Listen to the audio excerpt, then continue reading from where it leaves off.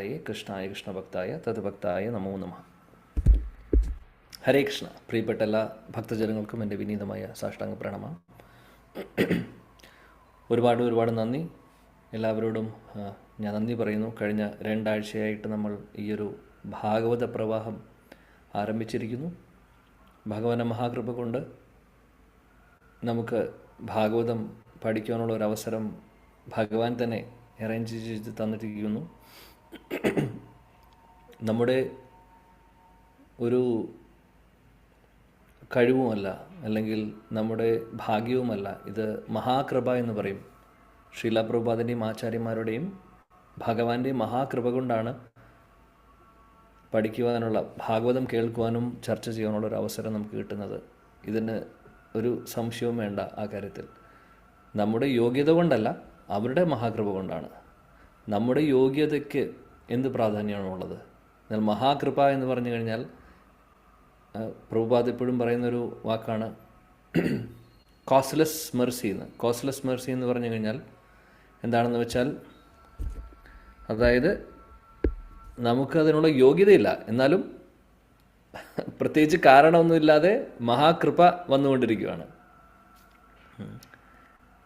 ഇപ്പോൾ പ്രഭുപാദനോട് ഒരിക്കൽ ഒരു അദ്ദേഹത്തിൻ്റെ ഡിസൈപ്പിൾ ചോദിച്ചു, പ്രഭുപാദനോട് പറഞ്ഞു, പ്രഭുപാദ്, ഞങ്ങൾ ഇതിൽ വരുന്നേക്കാൾ മുമ്പ്, ഹരേകൃഷ്ണ പ്രസ്ഥാനത്തിൽ വരുന്നേക്കാൾ മുമ്പ് ഒരുപാട് തെറ്റുകൾ ചെയ്തിട്ടുണ്ട്, എല്ലാ യമനിയമങ്ങളും ലംഘിച്ചിട്ടുണ്ട്. പക്ഷേ അങ്ങ് ഞങ്ങളെ സ്വീകരിച്ചു, ഞങ്ങൾക്ക് ദീക്ഷ തന്നു, ഇതെല്ലാം ചെയ്തു. ഞങ്ങൾക്ക് എന്ത് യോഗ്യത ഉണ്ടായിട്ടാണ് അങ്ങ് ഇതൊക്കെ ചെയ്തത് എന്ന് ചോദിച്ചു. എന്ത് യോഗ്യതയാണ് ഞങ്ങൾക്കുള്ളത് എന്ന് ചോദിച്ചു. ശിലപ്രഭാത് ഉടനെ തന്നെ അദ്ദേഹത്തോട് പറഞ്ഞു, എല്ലാ അദ്ദേഹത്തിൻ്റെ ഡിസൈപ്പിൾസിനോടും പറയുന്നു, നിങ്ങൾക്ക് യോഗ്യത ഉണ്ടായിട്ടല്ല, ഞാൻ ആ യോഗ്യത നിങ്ങൾക്ക് തരുന്നതാണ്. ഇത് ഞാൻ തരുന്നത് ചൈതന്യ മഹാപ്രഭുവിൻ്റെ കൃപയാണ്. ചൈതന്യ മഹാപ്രഭുവും ശ്രീ നിത്യാനന്ദ പ്രഭുവും മഹാകൃപ, മഹാകാരുണ്യം എല്ലാവരിലേക്കും എത്തിക്കുന്നു. മഹാവദന്യായ നമോ മഹാവദന്യായ കൃഷ്ണപ്രേമപ്രദായ, മഹാവദന്യൻ എന്നാണ് വിളിക്കുന്നത് ചൈതന്യ മഹാപ്രഭുവിനെ. മഹാകൃപാലു, കരുണാവതാരം, ആജാനലംബിത ഭുജൗ കരുണാവതാരോ സങ്കീർത്തനേക പിതരോ കമലായതാക്ഷോ വിശ്വംഭരോ ദ്വിജവരോ യുഗധർമ്മപാലോ വന്ദേ ജഗത് പ്രിയകരോ കരുണാവതാരോ. കരുണാവതാരങ്ങൾ ചൈതന്യ മഹാപ്രഭുവും നിത്യാനന്ദ പ്രഭുവും. ജഗായി മദായി എന്ന് പറയുന്ന പാപികളായിട്ടുള്ള 2 വ്യക്തികളെ നമ്മൾ കേട്ടിട്ടുണ്ട്. വളരെ ഫേമസ് ആയിട്ടുള്ള ലീലയാണ് ചൈതന്യ മഹാപ്രഭുവിൻ്റെ മഹാകാരുണ്യം. ശ്രീ നിത്യാനന്ദ പ്രഭുവിൻ്റെ മഹാകാരുണ്യത്തെക്കുറിച്ച് പറയുമ്പോൾ ആദ്യം തന്നെ ഓർമ്മ വരുന്ന, അല്ലെങ്കിൽ ചർച്ച ചെയ്യുന്ന ഒരു കഥയാണ് ജഗായി മദായി. ജഗായി മദായി ഉദ്ധരിക്കുന്നു. അവരെ നിഗ്രഹിച്ചില്ല മഹാപ്രഭു, അവരെ കൊന്നില്ല. സാധാരണ അസുരന്മാരെ എല്ലാവരും ഭഗവാൻ കൃഷ്ണൻ്റെ ലീലകളിൽ സുദർശന ചക്രം എടുത്തിട്ട് അല്ലെങ്കിൽ വേറെ രീതിയിൽ അദ്ദേഹം നിഗ്രഹിക്കുന്നുണ്ട് അസുരന്മാരെ, അല്ലേ? കൃഷ്ണലീലയിൽ നമ്മൾ കാണാം. എന്നാൽ ചൈതന്യ ലീലയിൽ അദ്ദേഹം എന്താണ് ചെയ്യുന്നത്? ആ ആസുരിക പ്രവൃത്തി, ഹൃദയത്തിലുള്ള ആ ആസുരിക ചിന്താഗതിയെയാണ് മഹാപ്രഭു നിത്യാനന്ദ പ്രഭുവും എടുത്ത് കളയുന്നത്. അപ്പോൾ നമ്മളെ ഒന്നും ചെയ്യുന്നില്ല. അതായത് കാര്യം എന്താണെന്ന് വെച്ചാൽ, കാരണം എന്താണെന്ന് വെച്ചാൽ, അസുരന്മാരുടെ എണ്ണം കൂടി, യുഗം മാറി, ഇപ്പോൾ കലിയുഗമായപ്പോൾ ഒരു ബക്കാസുരനും ഒരു അകാസുരനും ഒരു കംസനും അല്ലെങ്കിൽ അങ്ങനെ കുറച്ച് ആളുകൾ മാത്രമല്ല, നമ്മുടെ എല്ലാവരുടെ ഹൃദയത്തിൽ ആസുരിക ചിന്താഗതി കൂടി. നോക്കുമ്പോൾ അസുരന്മാരാണ് ചുറ്റും. അപ്പോൾ ഹിരണ്യകശിപുവും ഹിരണ്യാക്ഷൻ്റെയും പോലെ ആ ഒരു ലെവലിൽ നമ്മൾ വന്നിട്ടുണ്ടോ എന്നറിയില്ല. എന്നാലും അതിൻ്റെയൊക്കെ ഒരു ചെറിയൊരു വെർഷൻസാണ് നമ്മളെല്ലാവരും. നമ്മുടെ എല്ലാവരുടെ ഹൃദയത്തിൽ അനർത്ഥങ്ങളുണ്ട്, ആസുരിക ചിന്താഗതികളുണ്ട്. മറ്റുള്ളവരെക്കാൾ കേമനാവണം, പ്രശസ്തി നേടണം, പേര് വേണം, ഇതൊക്കെ ആസുരിക ചിന്താഗതിയാണ്.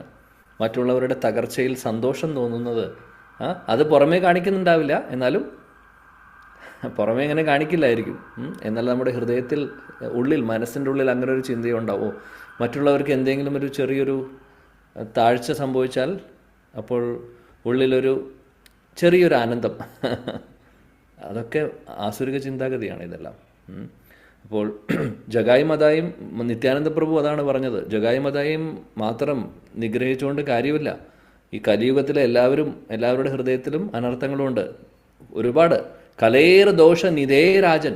കലിയുഗത്തിലെ ആളുകൾക്ക് ഇവിടെ ദോഷങ്ങൾ മാത്രമേ ഉള്ളൂ. അപ്പോൾ ചൈതന്യ മഹാപ്രഭുവിനോട് പറഞ്ഞു, അങ്ങയുടെ അവതാര ഉദ്ദേശം ഇതല്ല, ആളുകളെ നിഗ്രഹിക്കേണ്ട ആവശ്യമില്ല, എന്നാൽ ആസുരിക ചിന്താഗതി എല്ലാവരുടെ ഹൃദയത്തിൽ നിന്ന് എടുത്തു മാറ്റൂ. അതിനു വേണ്ടിയിട്ടാണ് നമ്മൾ അവതരിച്ചിട്ടുള്ളത് എന്ന് നിത്യാനന്ദ പ്രഭു മഹാപ്രഭുവിനെ ഓർമ്മിപ്പിച്ചു. കാര്യം മഹാപ്രഭു ഓൾറെഡി ദേഷ്യം വന്ന സമയത്ത് നിത്യാനന്ദ പ്രഭുവിനെ ജഗായി മതായും അദ്ദേഹത്തെ ഉപദ്രവിച്ചപ്പോൾ മഹാപ്രഭുവിന് സഹിച്ചില്ല. അദ്ദേഹം ഉടനെ സുദർശന ചക്രം എടുക്കുകയാണ് ചെയ്യുന്നത്. പക്ഷേ ഒന്നും സംഭവിച്ചില്ല. അദ്ദേഹം തടഞ്ഞു. നിത്യാനന്ദ പ്രഭു തടയുന്നു. അങ്ങനെ അവർക്കൊന്നും സംഭവിച്ചില്ല. പക്ഷേ അവരുടെ ഹൃദയത്തിലുള്ള എല്ലാ മാലിന്യങ്ങളും എടുത്തു മാറ്റിക്കളയുന്നു. എന്നിട്ട് അവരെ പരിശുദ്ധ ഭക്തരാക്കി മാറ്റുന്നു. ഹരേകൃഷ്ണ മഹാമന്ത്രം കൊടുക്കുന്നു. അതേപോലെയാണ് നമുക്ക് ഓരോരുത്തർക്കും മഹാപ്രഭുവും ശ്രീ നിത്യാനന്ദ പ്രഭുവും നമ്മുടെ ജീവിതത്തിൽ കടന്നു വന്നിട്ടുള്ളത്. അതേപോലെ ജഗായി മാതായുടെയും ആ ഒരു പോലെ ലീലയുടെ ഭാഗമായിട്ടില്ല നമ്മൾ. പക്ഷേ ആ ലീലയുടെ ഭാഗത്തിലാണ് നമ്മൾ ഇരിക്കുന്നത്. നമ്മുടെ ജീവിതത്തിൽ അറിഞ്ഞും അറിയാതെയും എങ്ങനെയോ ഭഗവാൻ കയറി വന്നു. ആരോ നമ്മളിലേക്ക് എത്തിച്ചു. ആരാണോ നമ്മളിലേക്ക് കൃഷ്ണാവബോധം കൊണ്ടുവന്നിട്ടുള്ളത്, എല്ലാം മഹാപ്രഭുവിൻ്റെയും അല്ലെങ്കിൽ ശീലപ്രഭുപാദിൻ്റെയും നമ്മുടെ ആചാര്യന്മാരുടെ മഹാകൃപയാണ്. അതെങ്ങനെയോ നമ്മുടെ ലൈഫിലേക്ക് എത്തിയിട്ടുണ്ട് അല്ലേ? അതെല്ലാം തീർച്ചയായിട്ടും മഹാകൃപയാണ് ഇതെല്ലാം. യോഗ്യത ഒന്നുമില്ല, എന്നാൽ യോഗ്യത വിചാരെ കിച്ചു നഹി പായ് തൊമാര കരുണ സാര കരുണാന ഹോയിലെ കാന്തിയ പ്രാണന രാഖിബോ ആര. ഓ ഗുരുദേവ്, എനിക്ക് ഒരു കഴിവുമില്ല, എന്നാൽ പൂർണ്ണമായിട്ടും അങ്ങയെ ഞാൻ ആശ്രയിക്കുന്നു. ഒരു കഴിവുമില്ലാത്ത എനിക്ക്, ഒരു ക്വാളിഫിക്കേഷനും ഇല്ലാത്ത എന്നെ അങ്ങ് സ്വീകരിച്ചു കൃപ കൊണ്ട്. ഇതാണ് നമ്മുടെ ആചാര്യന്മാരുടെയും പ്രഭുപാദിൻ്റെയും ഗുരുജനങ്ങളുടെയും മഹാകൃപ. അതുകൊണ്ട് നമ്മളിവിടെ ഇരുന്ന് ഭാഗവതം പഠിക്കുന്നു.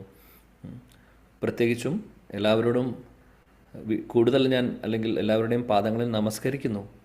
ആദ്യം തന്നെ ആദികർത്ത പ്രഭുവും ബാക്കി ഇവിടെയുള്ള ഭക്തരും നിങ്ങളുടെ എല്ലാവരുടെയും മഹാകൃപ കൊണ്ട് നമുക്ക് ഈ ഒരു കാർത്തിക മാസത്തിൽ ഇങ്ങനെ ഒരു ഭാഗവത പ്രവാഹം തുടങ്ങാനുള്ളൊരു അവസരം കിട്ടിയിരിക്കുന്നു.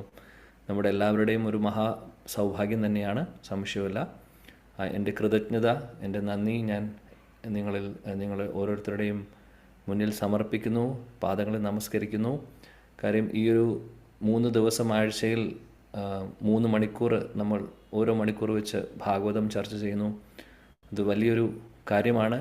എൻ്റെ ശുദ്ധീകരണത്തിനും അത് സഹായിക്കുന്നു. എൻ്റെ വാണിയും പവിത്രമാക്കുന്നു. ഈ ഒരു മണിക്കൂർ വേറെ ഏതെങ്കിലും രീതിയിൽ ഒരുപക്ഷെ ഞാൻ ഈ സമയം പാഴാക്കി കളഞ്ഞതിനെ നിങ്ങളുടെ എല്ലാവരുടെയും മഹാകൃപയാണ്. അതുകൊണ്ട് ഇവിടെ ഇരുന്ന് ഭാഗവതം ചർച്ച ചെയ്യാനുള്ള ഒരു അവസരം എനിക്ക് കിട്ടിയിരിക്കുന്നു. അപ്പോൾ അതിൻ്റെ നന്ദി എപ്പോഴും ഉണ്ടാവും. പ്രാർത്ഥനയുണ്ട്. അതേപോലെ തന്നെ നിങ്ങളും പ്രാർത്ഥിക്കുക. കൂടുതൽ എല്ലാവർക്കും വേണ്ടി അങ്ങോട്ടും ഇങ്ങോട്ടും പ്രാർത്ഥിക്കുക. നമ്മളെല്ലാവരും ഒരേ ബോട്ടിൽ സഞ്ചരിക്കുന്നവരാണ്. നമ്മുടെ ലക്ഷ്യം ഗോലോക വൃന്ദാവനമാണ്, ഭഗവാനാണ്. നമ്മളെല്ലാവരും സഞ്ചരിക്കുന്നു. പക്ഷേ ഓരോരുത്തരുടെയും ആ ഒരു സ്പിരിച്വൽ ക്രെഡിറ്റ് വ്യത്യാസം ഉണ്ടാവും. അപ്പോൾ അങ്ങോട്ടും ഇങ്ങോട്ടും സപ്പോർട്ട് ചെയ്തുകൊണ്ട് ആ ഒരു നല്ല സത്സംഗത്തിൽ ഇരുന്നു കൊണ്ട് എല്ലാവരെയും സഹായിച്ചുകൊണ്ട് എല്ലാവരോടും മഹാകൃപ കാരുണ്യം നമ്മൾ കാണിച്ചുകൊണ്ട് കൈപിടിച്ചുകൊണ്ട് കൂട്ടായ്മയോടുകൂടി മുന്നോട്ട് പോകണം. ഇതാണ് ശീലപ്രഭുപാദും നമ്മുടെ ആചാര്യന്മാരും പഠിപ്പിച്ചു തന്നിട്ടുള്ളത്. അപ്പോൾ അതാണ് നമ്മൾ ചെയ്യേണ്ടത്. പ്രഭുപാദിൻ്റെ മഹാകൃപ കൊണ്ട് നോക്കൂ, നമ്മളെല്ലാവരും ഒരുമിച്ചിരുന്ന് ഭാഗവതം കേൾക്കുന്നു. അപ്പോൾ ഒരുമിച്ച് മുന്നോട്ട് പോവുകയാണ് ചെയ്യുന്നത്. സോ ആ ഒരു കൂട്ടായ്മ എന്നും ഉണ്ടാവട്ടെ. ഭഗവാന്റെ അനുഗ്രഹം ഉണ്ടാവട്ടെ. ഇന്ന് വളരെ വളരെ പ്രധാനപ്പെട്ട ഒരു ദിവസമാണ്. കാർത്തിക മാസത്തിലെ ഗോവർദ്ധന പൂജ നടക്കുന്ന ദിവസമാണ്. ഞാനൊരു മംഗളാചരണത്തിന് മുമ്പ് ഒരു 5 മിനിറ്റ് മുമ്പാണ് ചിന്തിക്കുന്നത്. ആക്ച്വലി നമ്മുടെ 4ാമത്തെ ശ്ലോകം മുതൽ സ്റ്റാർട്ട് ചെയ്യാമെന്ന് വിചാരിച്ചിരിക്കുമായിരുന്നു. ഇപ്പോൾ ഗോവർദ്ധന പൂജയാണെന്ന് അറിയാമായിരുന്നു. പക്ഷേ ഗോവർദ്ധന പൂജയെക്കുറിച്ച് അല്ലെങ്കിൽ ഗോവർദ്ധനത്തെക്കുറിച്ച് സ്തുതിക്കുക എന്ന് പറയുന്നത് ക്ലാസ്സിൽ അങ്ങനെ ചെയ്യണമെന്നുള്ളൊരു പ്ലാൻ ഉണ്ടായിരുന്നില്ല. പക്ഷേ എന്തോ ഭഗവാൻ തോന്നിപ്പിക്കുന്നു. അതുകൊണ്ട് നമുക്ക് ഇന്നത്തെ ഒരു ദിവസം ഈ ഒരു വളരെ മഹത്വപൂർണ്ണമായിട്ടുള്ള, വളരെ ഇമ്പോർട്ടൻ്റ് ആയിട്ടുള്ളൊരു ദിവസമാണ്. ഭഗവാന്റെ പ്രിയപ്പെട്ട ഗോവർദ്ധൻ. ഭഗവാനാണോ ഗോവർദ്ധൻ അതോ ഭക്തനാണോ ഗോവർദ്ധൻ, അതൊരു ചോദ്യമാണ്. എന്നാൽ ഭഗവാനായിട്ട് ഗോവർദ്ധനെ കാണാണെങ്കിലും കൃഷ്ണനാണ് ഗോവർദ്ധൻ എന്ന് പറഞ്ഞാലും, ഇനി ശുദ്ധഭക്തൻ, ഏറ്റവും പരിശുദ്ധ ഭക്തനായിട്ടുള്ള ഭക്തനാണ് ഗോവർദ്ധൻ എന്ന് പറയുന്നത് രണ്ടും തെറ്റല്ല. രണ്ട് ഭാവങ്ങളാണ്, രണ്ടും ശരി തന്നെയാണ്. അപ്പോൾ ശ്രീ ഗോവർദ്ധൻ്റെ അനുഗ്രഹം നമുക്ക് എല്ലാവർക്കും ആവശ്യമുണ്ട്. ശ്രീ വൃന്ദാവനധാമിലേക്ക് ആരൊക്കെ പോകണമെന്ന് ആഗ്രഹിക്കുന്നുണ്ടോ, ഭൗമ വൃന്ദാവനത്തിലാവട്ടെ ഗോലോക വൃന്ദാവനത്തിലാവട്ടെ, അങ്ങോട്ടേക്ക് കയറണമെങ്കിൽ കുറച്ച് ഭക്തരുടെ മഹാകൃപ ആവശ്യമാണ്. കുറച്ച് ഭക്തരുടെ മഹാകൃപ ആവശ്യമാണ്. തീർച്ചയായിട്ടും ഗുരുദേവ്, നമ്മുടെ ഗുരുവിൻ്റെ മഹാകൃപ ആവശ്യമാണ്, ഒരു സംശയവും വേണ്ട. ശ്രീ ചൈതന്യ മഹാപ്രഭു, ശ്രീ നിത്യാനന്ദ പ്രഭുവിൻ്റെയും മഹാകൃപ ആവശ്യമാണ്. കാര്യം ചൈതന്യ മഹാപ്രഭുവാണ് നമുക്ക് വൃന്ദാവനം കാണിച്ചു തന്നിട്ടുള്ളത്. മഹാപ്രഭുവാണ് വൃന്ദാവനത്തിലേക്ക് പോയി ഗോവർദ്ധന പർവ്വതത്തിൻ്റെ അവിടെ പോകുന്നു. രാധാകുണ്ഡനെ അദ്ദേഹമാണ് പുറത്തു കൊണ്ടുവരുന്നത്. അതേപോലെ ഒരുപാട് ലീലാസ്ഥലികൾ അദ്ദേഹം പുറത്തു കൊണ്ടുവന്നു. അതിനുശേഷം അദ്ദേഹത്തിൻ്റെ അനുയായികളായിട്ടുള്ള രൂപ സനാതൻ ഗോസ്വാമിമാരോട്, എല്ലാ ഷഡ്ഗോസ്വാമിമാരോട് എല്ലാവരോടും പറഞ്ഞു, ഇനി നിങ്ങളാണ് ഇവിടെയുള്ള ലീലാസ്ഥലികളെല്ലാം കണ്ടുപിടിക്കേണ്ടത്, പുനരുദ്ധാരണം ചെയ്ത് അമ്പലങ്ങൾ പണിയേണ്ടത് എന്നുള്ളത്. ഇന്ന് നമുക്ക് ഭൗമ വൃന്ദാവനം ഉള്ളത്, നമുക്കിന്ന് വൃന്ദാവനത്തിലേക്ക് ധാം യാത്ര പോകാൻ സാധിക്കുന്നതിന് ഒരേ ഒരു കാരണം ശ്രീ ചൈതന്യ മഹാപ്രഭുവാണ്. ശ്രീ ചൈതന്യ മഹാപ്രഭു ആരാണ്? ഭഗവാൻ കൃഷ്ണൻ തന്നെ രാധാഭാവത്തിൽ അവതരിച്ചിട്ടുള്ളതാണ് 500 വർഷങ്ങൾ മുമ്പ്. അപ്പോൾ മഹാപ്രഭുവിൻ്റെ മഹാകൃപ ആവശ്യമാണ് വൃന്ദാവനത്തിലേക്ക് പ്രവേശിക്കാൻ. മഹാപ്രഭുവിൻ്റെ കയ്യിലാണ്. കാര്യം രാധാകൃഷ്ണ ദ്യുതി സുവലിതം നവമി കൃഷ്ണ സ്വരൂപം, രാധയും കൃഷ്ണനും ചേർന്നിട്ടുള്ളതാണ് ശ്രീ ചൈതന്യ മഹാപ്രഭു. ഇനി ശ്രീ നിത്യാനന്ദ പ്രഭുവും ഹേനോ നിത്തായ് ഭജേവായ് രാധാകൃഷ്ണ പൈതേനായി. ആചാര്യന്മാർ പറയുന്നു, ഹേനോ നിത്തായുടെ മഹാകൃപയില്ലെങ്കിൽ രാധാകൃഷ്ണനെക്കുറിച്ച് മറന്നോളൂ. നമ്മുടെ ഹൃദയത്തിലുള്ള അനർത്ഥങ്ങൾ പോവാതെ വൃന്ദാവനത്തിലേക്ക് പ്രവേശനമില്ല. അപ്പോൾ നരോത്തം ദാസ് ഠാക്കൂർ പറയുന്നു, ശ്രീ നിത്യാനന്ദ പ്രഭുവിനെ നമ്മൾ വിടാതെ അദ്ദേഹത്തിനെ ശരണം പ്രാപിക്കുക. ശ്രീ നിത്യാനന്ദ പ്രഭു നമ്മുടെ ഹൃദയത്തിലുള്ള മാലിന്യങ്ങളെല്ലാം, ഈ ഭൗതികമായിട്ടുള്ള ഇച്ഛകൾ, അത് സൂക്ഷ്മമായിട്ടുള്ളതും സ്ഥൂലമായിട്ടുള്ളതും ഭൗതികമായിട്ടുള്ള ഒരുപാട് ഇച്ഛകളുണ്ട്, ഒരുപാട് ആഗ്രഹങ്ങളുണ്ട്. അതിനെല്ലാം എടുത്ത് മാറ്റിയാൽ മാത്രമേ നമുക്ക് വൃന്ദാവനത്തിലേക്ക് പ്രവേശിക്കാൻ സാധിക്കുള്ളൂ. ഒരു സംശയമില്ല ആ കാര്യത്തിൽ. പരിശുദ്ധ ഭക്തർക്ക് മാത്രമേ ഗോലോക വൃന്ദാവനത്തിലേക്ക് പ്രവേശനമുള്ളൂ. ഇത് നമ്മളെപ്പോഴും ഓർക്കണം. ആഗ്രഹം മാത്രം നമുക്ക് ഉണ്ടായാൽ പോരാ, ആ ഒരു ക്വാളിഫിക്കേഷനും കൂടെ നമുക്ക് നേടണം. അതിനു വേണ്ടിയിട്ടുള്ള ശ്രമം അതുകൊണ്ട് വളരെ തീവ്രമായിരിക്കണം. അതാണ് നമ്മൾ ഓർമ്മിപ്പിക്കുന്നത്. നമ്മുടെ പ്രാക്ടീസസ്, നമ്മുടെ ആഗ്രഹം, അല്ലെങ്കിൽ നമ്മൾ അതിനു വേണ്ടി പ്രയത്നിക്കുന്നതിൻ്റെ ആ ഒരു തീവ്രത നമ്മൾ കൂട്ടിക്കൊണ്ടുവരണം. ഹേനോ നിത്തായ് ഭജേവായ് രാധാകൃഷ്ണ പൈതേനായി. നിത്തായുടെ കൃപയില്ലെങ്കിലും നമുക്ക് വൃന്ദാവനത്തിലേക്ക് പ്രവേശനം കിട്ടില്ല. ഒരു പക്ഷേ ടിക്കറ്റ് എടുത്ത് ഡൽഹിയിൽ പോവും. ഡൽഹിയിൽ നിന്ന് നമ്മൾ 3 മണിക്കൂർ സഞ്ചരിച്ച് കാറിലോ ടാക്സിയിലോ ബസ്സിലോ പോവും, വൃന്ദാവനത്തിലേക്ക് പോകുന്നുണ്ട്, ശരിയാണ്. പക്ഷെ നമ്മളവിടെ കാണുന്നത് എന്താണ്? കുറേ ട്രാഫിക് കാണുന്നു, പ്രേം മന്ദിറിൻ്റെ ട്രാഫിക് കാണുന്നു. അല്ലെങ്കിൽ അവിടെ പോയി കഴിഞ്ഞാൽ കുറേ ആളുകളുടെ എണ്ണം കൂടുതൽ. പിന്നെ കുറേ പശുക്കൾ വഴിയിലൂടെ നടക്കുന്നു, കുരങ്ങന്മാരെ കാണുന്നു. പിന്നെ പല സ്ഥലങ്ങളും വൃത്തിയില്ല എന്ന് തോന്നുന്നു. പല സ്ഥലങ്ങളിലും രാധാകുണ്ടിലെ വെള്ളം എന്താ ഇങ്ങനെ ഇരിക്കുന്ന, പച്ച കളറിലിരിക്കുന്നത്, പായൽ പിടിച്ചിരിക്കുന്നു, അല്ലെങ്കിൽ എല്ലാം നമ്മൾ തലതിരിഞ്ഞിട്ടാണ് കാണുന്നത്. കാര്യം എന്താണെന്ന് വെച്ചാൽ അതിനുള്ള യോഗ്യത ഇല്ലാത്തതുകൊണ്ടാണ്. അങ്ങനെ ഒരു ടൂറിന് പോകുന്ന സ്ഥലമല്ല വൃന്ദാവനം നമ്മൾ ഇന്ന് കഴിഞ്ഞ ദിവസം പറഞ്ഞ പോലെ ചിന്താമണി ധാമമാണ്. അപ്പോൾ അതിൻ്റെ ശരിയായിട്ടുള്ള ദർശനം, വൃന്ദാവനം ശരിക്കും നമുക്ക് മനസ്സിലാവണമെങ്കിൽ ഈ പറയുന്ന ഉള്ളിലുള്ള എല്ലാ അനർത്ഥങ്ങളും പോയി മഹാപ്രഭുവിൻ്റെയും ശ്രീ നിത്യാനന്ദ പ്രഭുവിൻ്റെയും മഹാകൃപയുണ്ടെങ്കിൽ നമുക്ക് ദർശനം കിട്ടുന്നു. അല്ലാതെ ആ ഒരു വൃന്ദാവനത്തിൻ്റെ ദർശനം, ഒറിജിനൽ വൃന്ദാവനത്തിൻ്റെ ദർശനം നമുക്ക് ആർക്കും കിട്ടാൻ പോകുന്നില്ല. അപ്പോൾ നമ്മൾ പറഞ്ഞു ശ്രീ ഗുരുവിൻ്റെ അനുഗ്രഹം വേണം. ശ്രീ ഗുരുവിൽ പ്രഭുപാദും കൂടെ ഇൻക്ലൂഡഡ് ആണ്. ബിക്കോസ് പ്രഭുപാദാണ് നമുക്ക് വൃന്ദാവനം കാണിച്ചു തന്നിട്ടുള്ളത്. ശ്രീ ചൈതന്യ മഹാപ്രഭു അത് ലോകത്തിൽ എല്ലാവർക്കും കൊടുത്തു. എന്നാൽ പ്രഭുപാദാണ് നമുക്ക് കാണിച്ചു തന്നിട്ടുള്ളത്. അപ്പോൾ പ്രഭുപാദ് നമ്മുടെ ഗുരു, ഡെഫിനറ്റ്ലി ഗുരുവിൻ്റെ അനുഗ്രഹമില്ലെങ്കിൽ ഒന്നുമില്ല, മുന്നോട്ട് നമുക്ക് ഭക്തിയിൽ മുന്നോട്ട് പോകാനേ സാധിക്കില്ല. ശ്രീ ഗുരുവാണ് ഏറ്റവും പ്രധാനപ്പെട്ട ഒരു ഭഗവാനും നമ്മളും നമ്മുടെ ഇടയിലുള്ള ഏറ്റവും ആ മീഡിയം ശ്രീ ഗുരുവാണ്. ഗുരുവില്ലാതെ നമുക്കൊന്നുമില്ല. ശ്രീ ഗുരു, ശ്രീല പ്രഭുപാദ്, ശ്രീ ചൈതന്യ മഹാപ്രഭു, ശ്രീ നിത്യാനന്ദ പ്രഭു, അതേപോലെ വൃന്ദാദേവി, തുളസി ദേവി, വൃന്ദാദേവി വളരെ ഇമ്പോർട്ടൻ്റ് ആണ്. വൃന്ദാദേവിയാണ് എല്ലാ ലീലകളും വൃന്ദാവനത്തിൽ അറേഞ്ച് ചെയ്യുന്നത്. രാധാകൃഷ്ണ ലീലകളെല്ലാം അറേഞ്ച് ചെയ്യുന്നത് വൃന്ദാദേവിയാണ്. വൃന്ദ സഖിയാണ്, ആക്ച്വലി രാധാറാണിയുടെയും കൃഷ്ണൻ്റെയും സഖിയാണ്. വളരെ പ്രിയപ്പെട്ട പ്രേയസി. നമ്മൾ എന്താണ് ചൊല്ലുന്നത് ഈ ഒരു തുളസി ആരതിയിൽ? പ്രേയസി എന്നാണ് വിളിക്കുന്നത്. നമോ നമഃ തുളസി കൃഷ്ണ പ്രേയസി നമോ നമഃ. വളരെ പ്രിയപ്പെട്ട സഖിയാണ് വൃന്ദാദേവി. വൃന്ദാദേവി വിചാരിക്കണം, ആരത് അകത്തോട്ട് കയറാം, ആർക്ക് കയറാം, ആര് വൃന്ദാവനത്തിലേക്ക് പ്രവേശിക്കണം, ആര് എപ്പോൾ അവിടെ പ്രവേശിക്കുന്നു, ആരെ എപ്പോൾ അവിടുന്ന് പുറത്താക്കണം, ഇതെല്ലാം വൃന്ദാദേവിയുടെ കയ്യിലാണുള്ളത്. അവിടെ ലീലകൾ എന്ത് നടക്കണം, ലീലകളുള്ള അറേഞ്ച്മെൻറ്റ്സും, ശരിക്കും പറയുകയാണെങ്കിൽ പറയുന്നു ഡയറക്ടറാണ്. ഒരു സിനിമ ഡയറക്റ്റ് ചെയ്യുന്ന ആൾ എല്ലാം ആ സിനിമയുടെ മൊത്തം റെസ്പോൺസിബിലിറ്റി അല്ലെങ്കിൽ മൊത്തം ഐഡിയ ആരുടെ കയ്യിലായിരിക്കും? ഡയറക്ടറിൻ്റെ കയ്യിലായിരിക്കും. ഡയറക്ടറായിരിക്കും മറ്റുള്ള അറേഞ്ച്മെൻറ്റ്സ് എല്ലാം ചെയ്യുന്നത്. അതേപോലെയാണ് വൃന്ദാദേവി. വൃന്ദാവനത്തിലെ എല്ലാ ലീലകളിലെയും ഡയറക്ടറാണ്. വൃന്ദാദേവിയാണ് എല്ലാം അറേഞ്ച് ചെയ്യുന്നത്. വേറൊരു അവസരത്തിൽ നമ്മൾ വൃന്ദാദേവിയെക്കുറിച്ച് മുന്നോട്ട് ചർച്ച ചെയ്യാം, ഭഗവാന്റെ കൃപയുണ്ടെങ്കിൽ. അതേപോലെ അടുത്ത പ്രധാനപ്പെട്ട ഒരു വ്യക്തി നമുക്ക് അനുഗ്രഹം വേണ്ടത് ഗോപേശ്വർ മഹാദേവ്. ഓ ശംഭു മഹാദേവ് കി ജയ്. ഗോപേശ്വർ മഹാദേവിൻ്റെ അനുഗ്രഹം ആവശ്യമാണ്. ഗോപേശ്വർ മഹാദേവ് നോക്കിക്കഴിഞ്ഞ് ബൃന്ദാവനത്തിലെ എല്ലാ പ്രധാനപ്പെട്ട സ്ഥലങ്ങളിലും മഹാദേവുണ്ട്. പല പേരിലാണെന്ന് മാത്രം. ഗോപേശ്വർ മഹാദേവ്, ചക്ലേശ്വർ മഹാദേവ്, കുണ്ടേശ്വർ മഹാദേവ്, അങ്ങനെ ഒരുപാട് മഹാദേവുണ്ട്. കാമേശ്വർ മഹാദേവ്. ഭഗവാന്റെ ലീലസ്ഥലികളിൽ അദ്ദേഹം പ്രൊട്ടക്ഷൻ ചെയ്തുകൊണ്ടിരിക്കുന്നു. അദ്ദേഹത്തിൻ്റെ മഹാകൃപ ആവശ്യമാണ്. വൈഷ്ണവാനാം യഥാ ശംഭു. കൃഷ്ണഭക്തിക്ക് വേണ്ടി മഹാദേവനെ നമ്മൾ അപ്രോച്ച് ചെയ്യുകയാണെങ്കിൽ അത് ഒരു തെറ്റുമല്ല. അപ്പോൾ അതുകൊണ്ട് ചിന്തിക്കേണ്ടാവും ശിവൻ്റെ അമ്പലത്തിലേക്ക് പോകാൻ പറ്റുമോ? എന്തുകൊണ്ട് പോയിക്കൂടാ? പോകണം.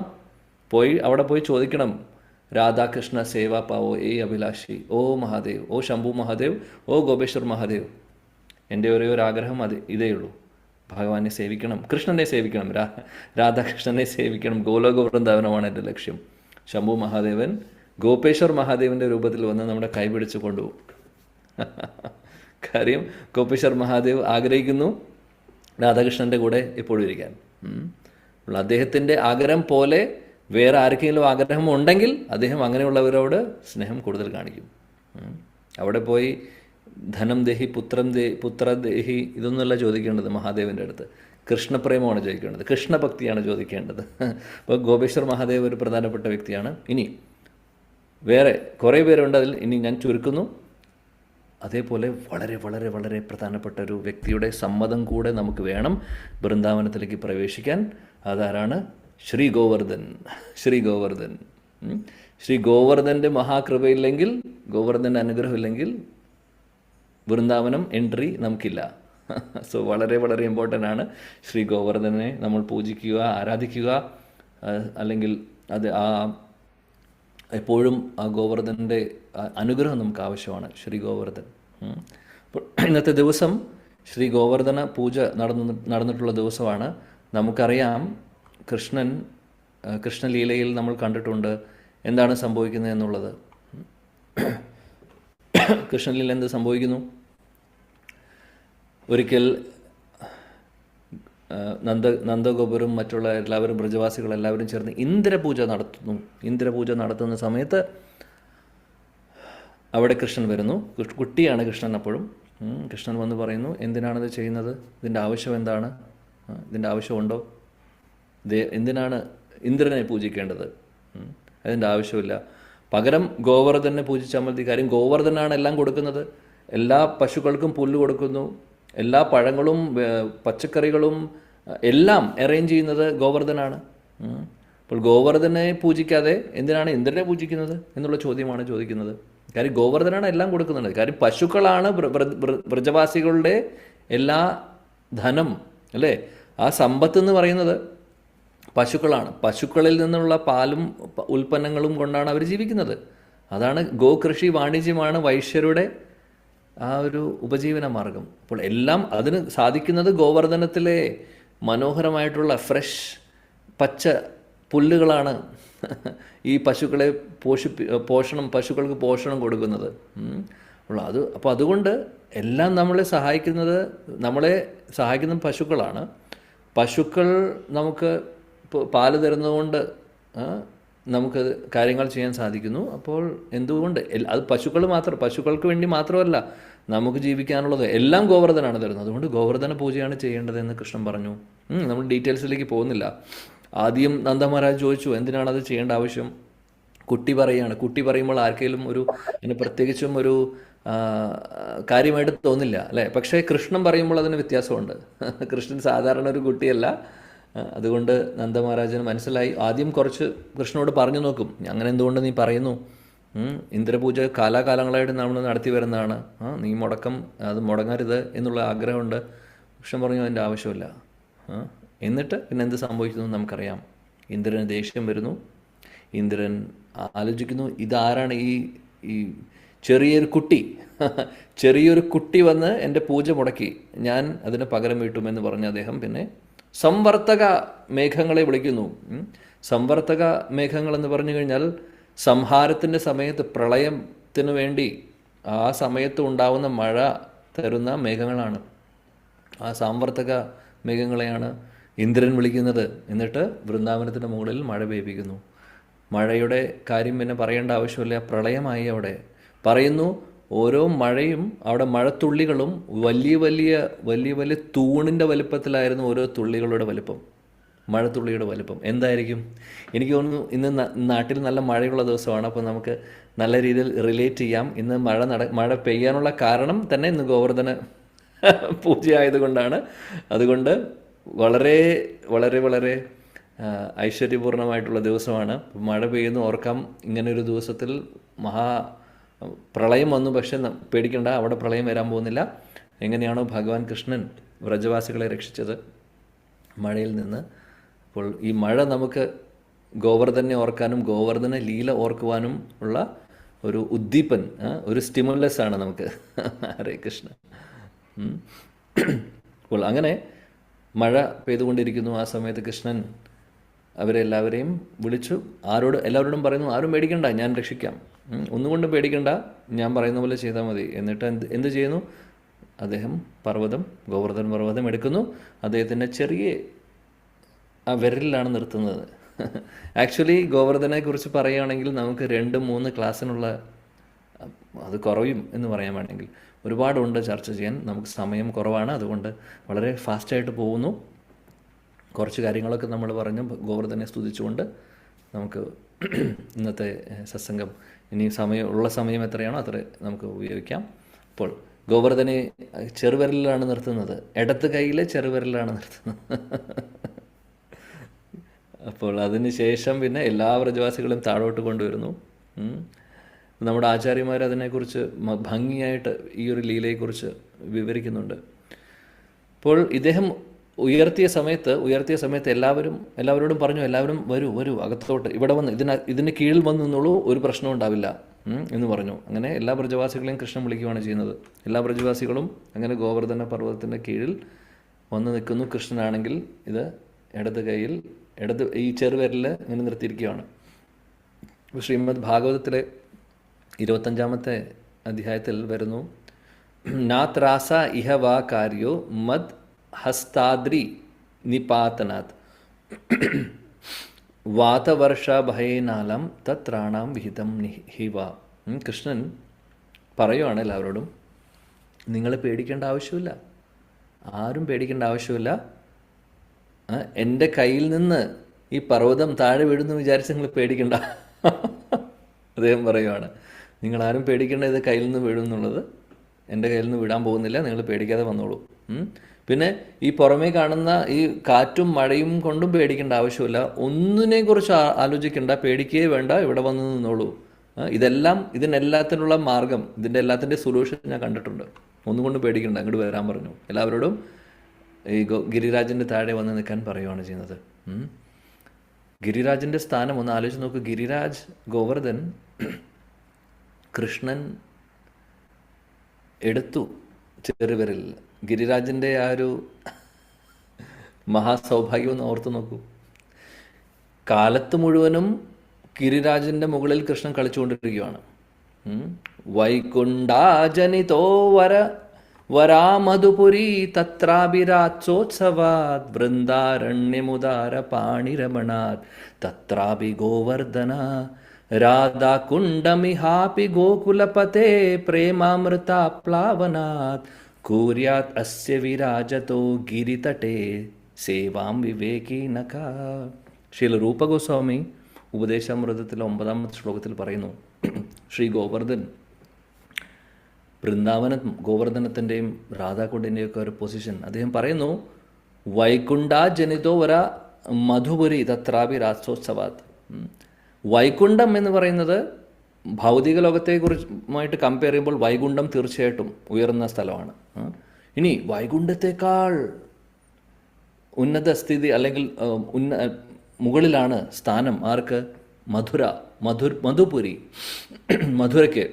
കാര്യം മധുരയിലാണ് കൃഷ്ണൻ ജനിക്കുന്നത്, ദേവകി റാണിക്കും വസുദേവർക്കും. അപ്പോൾ മധുര വളരെ ഇമ്പോർട്ടൻ്റ് ആണ് വൈകുണ്ഠത്തേക്കാൾ തീർച്ചയായിട്ടും. കാര്യം വിഷ്ണുവിൻ്റെ ധാമമാണ് വൈകുണ്ഠം. എന്നാൽ കൃഷ്ണൻ്റെ ലീലകൾ നടക്കുന്നത് പിന്നെ ആണ് അല്ലേ. അപ്പോൾ കൃഷ്ണൻ്റെ ഒരു പൊസിഷൻ 4 ക്വാളിറ്റീസും വിഷ്ണുവിന് ഇല്ലാത്തതുണ്ട്. പ്രേമമാധുരി, വേണുമാധുരി, ലീലാമാധുരി അല്ലേ, ഇതെല്ലാം. അതേപോലെ രൂപമാധുരി. ആ കൃഷ്ണൻ വളരെ സ്പെഷ്യലാണ്.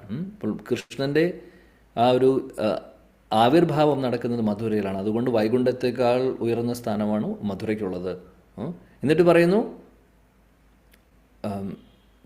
മധുപുരി തത്രാഭി രാത്സോത്സവാത് വൃന്ദാരണ്യം.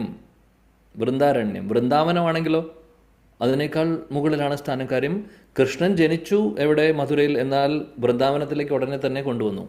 പിന്നീടുള്ള അദ്ദേഹത്തിൻ്റെ എല്ലാ ലീലകളും നടക്കുന്നത് വൃന്ദാവനത്തിലാണ്. അതുകൊണ്ട് വൃന്ദാവനം മധുരയേക്കാൾ മുകളിലാണ് എന്ന് പറയുന്നു. അവിടെ നിൽക്കുന്നില്ല. ഉദാര പാണി രമണ തത്രാഭി ഗോവർദ്ധന. എന്നാൽ കൃഷ്ണൻ എന്തു ചെയ്തു? കൃഷ്ണൻ വൃന്ദാവനത്തിലുണ്ട്, ഒരുപാട് ലീലകൾ ചെയ്യുന്നുണ്ട്. എന്നാൽ കുറച്ച് സമയം വീട്ടിലുള്ളൂ. വീട്ടിനകത്ത് അത് കുറച്ച് നേരമുള്ളൂ, ഉറങ്ങാൻ നേരത്ത് മാത്രമുണ്ട്. കാലത്ത് സമയം മുഴുവനും കൂട്ടുകാരുടെ കൂടെ ഗോവർദ്ധനത്തിൽ കളിക്കുന്നു. ഗോവർദ്ധന പർവ്വതമായി ആ ഒരു ചുറ്റുവട്ടത്തിലാണ് അവർ കളിക്കുന്നത് മുഴുവനും. പശുക്കളെ കൊണ്ടുവന്നും എല്ലാം ചെയ്യുന്നത്. രാത്രി സമയങ്ങൾ ഗോപികമാരുടെ കൂടെയാണ്. അതും നടക്കുന്നത് ഗോവർദ്ധനത്തിൻ്റെ ചുറ്റുവട്ടത്താണ്. അപ്പോൾ 24 മണിക്കൂറിലെ കുറച്ച് മണിക്കൂറുകൾ മാത്രമേ കൃഷ്ണൻ വീട്ടിലുള്ളൂ. ബാക്കി എല്ലാ സമയത്തും ഗോവർദ്ധനിലാണ്. അതുകൊണ്ട് ഗോവർദ്ധൻ്റെ സ്ഥാനം വൃന്ദാവനത്തേക്കാൾ മുകളിലാണ് എന്ന് ശ്രീല രൂപഗോസ്വാമി പറയുന്നു. പിന്നെ പറയുന്നു ആ ഗോവർദ്ധൻ്റെ ആ ഒരു പൊൻതൂവലാണ് ആര്? രാധാകുണ്ട്. കാര്യം ഗോവർദ്ധൻ്റെ ഭാഗമാണ് രാധാകുണ്ട്. ഗോവർദ്ധൻ്റെ 2 കണ്ണുകളാണെന്ന് പറയുന്നു രാധാകുണ്ടും ശ്യാമകുണ്ടും. അപ്പോൾ അത് ഗോവർദ്ധൻ്റെ ഭാഗം തന്നെയാണ്, സംശയമില്ല. അപ്പോൾ അതാണ് ഗോവർദ്ധൻ്റെ സ്ഥാനം. ശ്രീല രൂപഗോസ്വാമി പറയുന്നത് അതിമനോഹരം. ഒരുപാട് പറയാനുണ്ട് ഇതിനെക്കുറിച്ച്. നമ്മുടെ ഗൗഡീയ വൈഷ്ണവ ആചാര്യന്മാർ എല്ലാവരും തന്നെ ഗോവർദ്ധന് ഒരുപാട് പ്രാധാന്യം കൊടുത്തിട്ടുണ്ട്. ശ്രീല സനാതൻ ഗോസ്വാമി അദ്ദേഹം 97 വയസ്സായിരുന്ന സമയത്ത് അദ്ദേഹം എല്ലാ ദിവസവും ഗോവർദ്ധന പരിക്രമ ചെയ്യുന്നുണ്ടായിരുന്നു. എല്ലാ ദിവസവും. വയസ്സായപ്പോൾ അദ്ദേഹത്തിന് സാധിക്കാതെയായി. അദ്ദേഹം ശ്രീമദ് ഭാഗവതവും കൊണ്ടാണ് നടക്കുന്നത്. അങ്ങനെ പരിക്രമ ചെയ്യുമ്പോൾ ചിലപ്പോൾ ചില സ്ഥലങ്ങളിലിരുന്ന് ഭാഗവതം വായിക്കും, പിന്നെ വീണ്ടും ഓർക്കും, ലീലകൾ ഓർക്കും, പിന്നെ വീണ്ടും അദ്ദേഹം പരിക്രമ ചെയ്യുന്നു. അങ്ങനെയാണ് അദ്ദേഹം ചെയ്തുകൊണ്ടിരുന്നത്. പ്രായമായപ്പോൾ അദ്ദേഹത്തിന് സാധിക്കാതെയായി. ആ സമയത്ത് ഭഗവാൻ കൃഷ്ണൻ അദ്ദേഹത്തിന് ദർശനം കൊടുത്തു പറഞ്ഞു. എന്നിട്ടൊരു ശിലയും കൊടുത്തു, ഒരു ഗോവർദ്ധന ശിലയും കൊടുത്തു. സനാതൻ ഗോസ്വാമിയോട് പറഞ്ഞു, ഇനി അങ്ങ് ഗോവർദ്ധനം മുഴുവനും പരിക്രമ ചെയ്യേണ്ട ആവശ്യമില്ല, ഈ ശില വെച്ചോളൂ, ഇതിൽ എൻ്റെ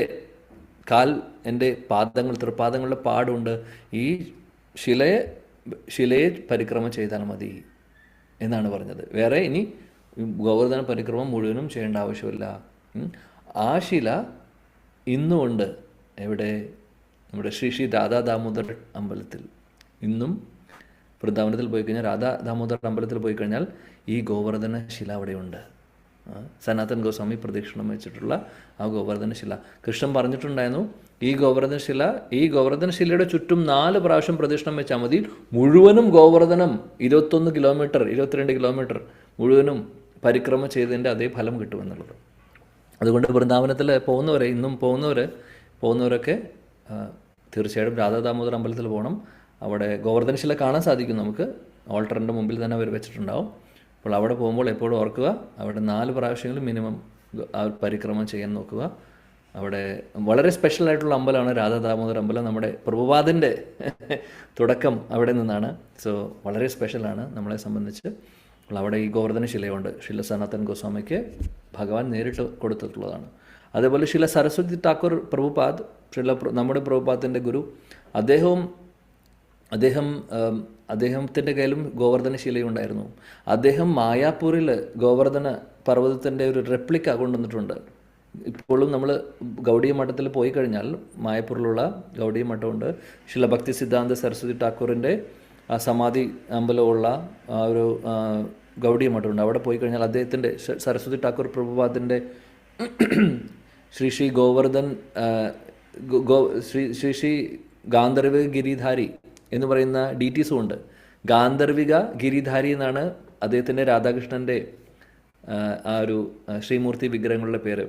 സരസ്വതി ഠാക്കൂർ പ്രഭുപാദിൻ്റെ അദ്ദേഹത്തിൻ്റെ പ്രാണനായിരുന്നു ഗോവർദ്ധൻ. അപ്പോൾ അവിടെ ഇപ്പോഴും ആ ശ്രീമൂർത്തി വിഗ്രഹങ്ങളുണ്ട്. ഗാന്ധർവിക ഗിരിധാരി ഇപ്പോൾ മായപ്പൂരിൽ പോകുന്നവർക്ക് കാണാൻ സാധിക്കും. മായപ്പൂർ ഇസ്കോണിൻ്റെ വളരെ അടുത്ത് തന്നെയാണ് ഈ ഒരു മഠം. നമ്മളെല്ലാവരും പോകുന്ന സ്ഥലം തന്നെയാണ്. അവിടെ തന്നെ ആ കോമ്പൗണ്ടിൽ തന്നെ ചെറിയൊരു ഗോവർദ്ധന പർവ്വതം റെപ്ലിക്കയുണ്ട്, രാധാക്കുണ്ട്, ശ്യാമക്കുണ്ടും ഒക്കെ ഉണ്ട്. ഇതെല്ലാം സരസ്വതി ഠാക്കൂർ പ്രഭുപാദ് കൊണ്ടുവന്നിട്ടുള്ളതാണ്. അപ്പോൾ നവദ്വീപിലുള്ളവർക്ക് വൃന്ദാവനത്തിലേക്ക് പോകാൻ സാധിച്ചില്ലെങ്കിലും ഇവിടെ വന്ന് ഗോവർദ്ധന പരിക്രമം ചെയ്താലും രാധാക്കുണ്ട് ശ്യാമക്കുണ്ടിലെ ദർശനവും ആചമനം ചെയ്താലും മതി എന്ന് പറയുന്നു അദ്ദേഹം ഇങ്ങോട്ടേക്ക് ഗോവർദ്ധനയും കൊണ്ടുവന്നിട്ടുണ്ട്, നവദ്വീപിലേക്ക്, മായപ്പൂരിലേക്ക്. ഗോവർദ്ധൻ, രാധാക്കുണ്ട്, ശ്യാമക്കുണ്ടെല്ലാം. അതേപോലെ തന്നെ അദ്ദേഹത്തിൻ്റെ ഡിസൈപ്പിൾസിൻ്റെ അടുത്ത് പ്രചരണത്തിന് വേണ്ടി പോകാൻ പറയുന്ന സമയത്ത് ഗോവർദ്ധന ശില കൊണ്ടുപോകാൻ പറഞ്ഞു അവരോട്. ഗോവർദ്ധന ശില കയ്യിൽ വയ്ക്കാൻ പറഞ്ഞിട്ടുണ്ട്. നമ്മുടെ പ്രഭുപാദം അദ്ദേഹം പാശ്ചാത്യ രാജ്യങ്ങളിലേക്ക് പോയ സമയത്ത് അമേരിക്കയിലേക്ക് ആദ്യം പോയപ്പോൾ അദ്ദേഹത്തിൻ്റെ കയ്യിലും ശിലയുണ്ടായിരുന്നു, ഗോവർദ്ധന ശിലയുണ്ടായിരുന്നു. അതുകൊണ്ട് നമ്മുടെ ആചാര്യന്മാരുടെ വളരെ വളരെ പ്രിയപ്പെട്ടതാണ് ശ്രീ ഗോവർദ്ധൻ. നമ്മുടെ ആചാര്യന്മാർ, അതിനുശേഷം നമ്മുടെ ലൈനിൽ വരുന്ന ഗൗഡീയ പരമ്പരയിൽ വരുന്ന ഒരുപാട് വരിഷ്ഠരായിട്ടുള്ള ഭക്തർ, അവർ ഗോവർദ്ധനമായിരുന്നു അവരുടെ ഭജൻ സ്ഥലി. ഭജൻ ഹരേ കൃഷ്ണ അവരുടെ ഭജൻ സ്ഥലിയായിരുന്നു ഗോവർദ്ധൻ. വളരെ സ്പെഷ്യലായിട്ടുള്ള സ്ഥലമാണ് ഗോവർദ്ധൻ. ഇപ്പോഴും പോയി കഴിഞ്ഞാൽ നമ്മൾ കാണും, ഒരുപാട് ബാബമാരെ കാണാം ഗോവർദ്ധൻ്റെ ചുറ്റുവട്ടും. വളരെ സ്പെഷ്യലായിട്ടുള്ള സ്ഥലമാണ്. നമുക്ക് എത്ര പറഞ്ഞാലും തീർക്കാൻ, അല്ലെങ്കിൽ എത്ര പറഞ്ഞാലും തീരാത്തതാണ് ഗോവർദ്ധൻ്റെ മഹാത്മ്യം. കുറച്ച് വർഷങ്ങൾ മുമ്പ്, ഏകദേശം 300 വർഷങ്ങളൊക്കെ മുമ്പ്, ഒരുപാട് വരിഷ്ഠരായിട്ടുള്ള ഭക്തരുണ്ടായിട്ടുണ്ട് ഗോവർദ്ധനിൽ ഭജൻ ചെയ്തിട്ടുള്ളവർ. അതിൽ വളരെ പ്രധാനപ്പെട്ട ഒരു ഭക്തനുണ്ടായിരുന്നു, പരിശുദ്ധ ഭക്തൻ, ഗൗഡീയ പരമ്പരയിൽ വരുന്ന. അദ്ദേഹത്തിൻ്റെ പേര് സിദ്ധകൃഷ്ണ ബാബ എന്നായിരുന്നു. സിദ്ധകൃഷ്ണ ബാബ, ഗോവർദ്ധനിലെ സിദ്ധകൃഷ്ണ ബാബ വളരെ ഫേമസ് ആണ്. നമുക്കും അറിയാം അദ്ദേഹത്തെ. എങ്ങനെയാണ്? നമ്മൾ എന്നും ചൊല്ലുന്ന തുളസി ആരതി, എന്നും നമ്മൾ ചൊല്ലുന്ന ഓ നമോ നമഃ തുളസി കൃഷ്ണ പ്രേയസി നമോ നമഃ രാധാകൃഷ്ണ സേവാ പൗ ഏ അഭിലാഷി ജേ തുമാര ശരണാലോയ് താരാ വാഞ്ച പൂർണ്ണ ഹോയ് കൃപാ കോരി കോരോ താരെ ബൃന്ദാവനവാസി. അതെഴുതിയിട്ടുള്ളത് സിദ്ധകൃഷ്ണ ബാബയാണ്. അദ്ദേഹത്തിൻ്റെ ഭജൻ സ്ഥലിയായിരുന്നു ഗോവർദ്ധനം.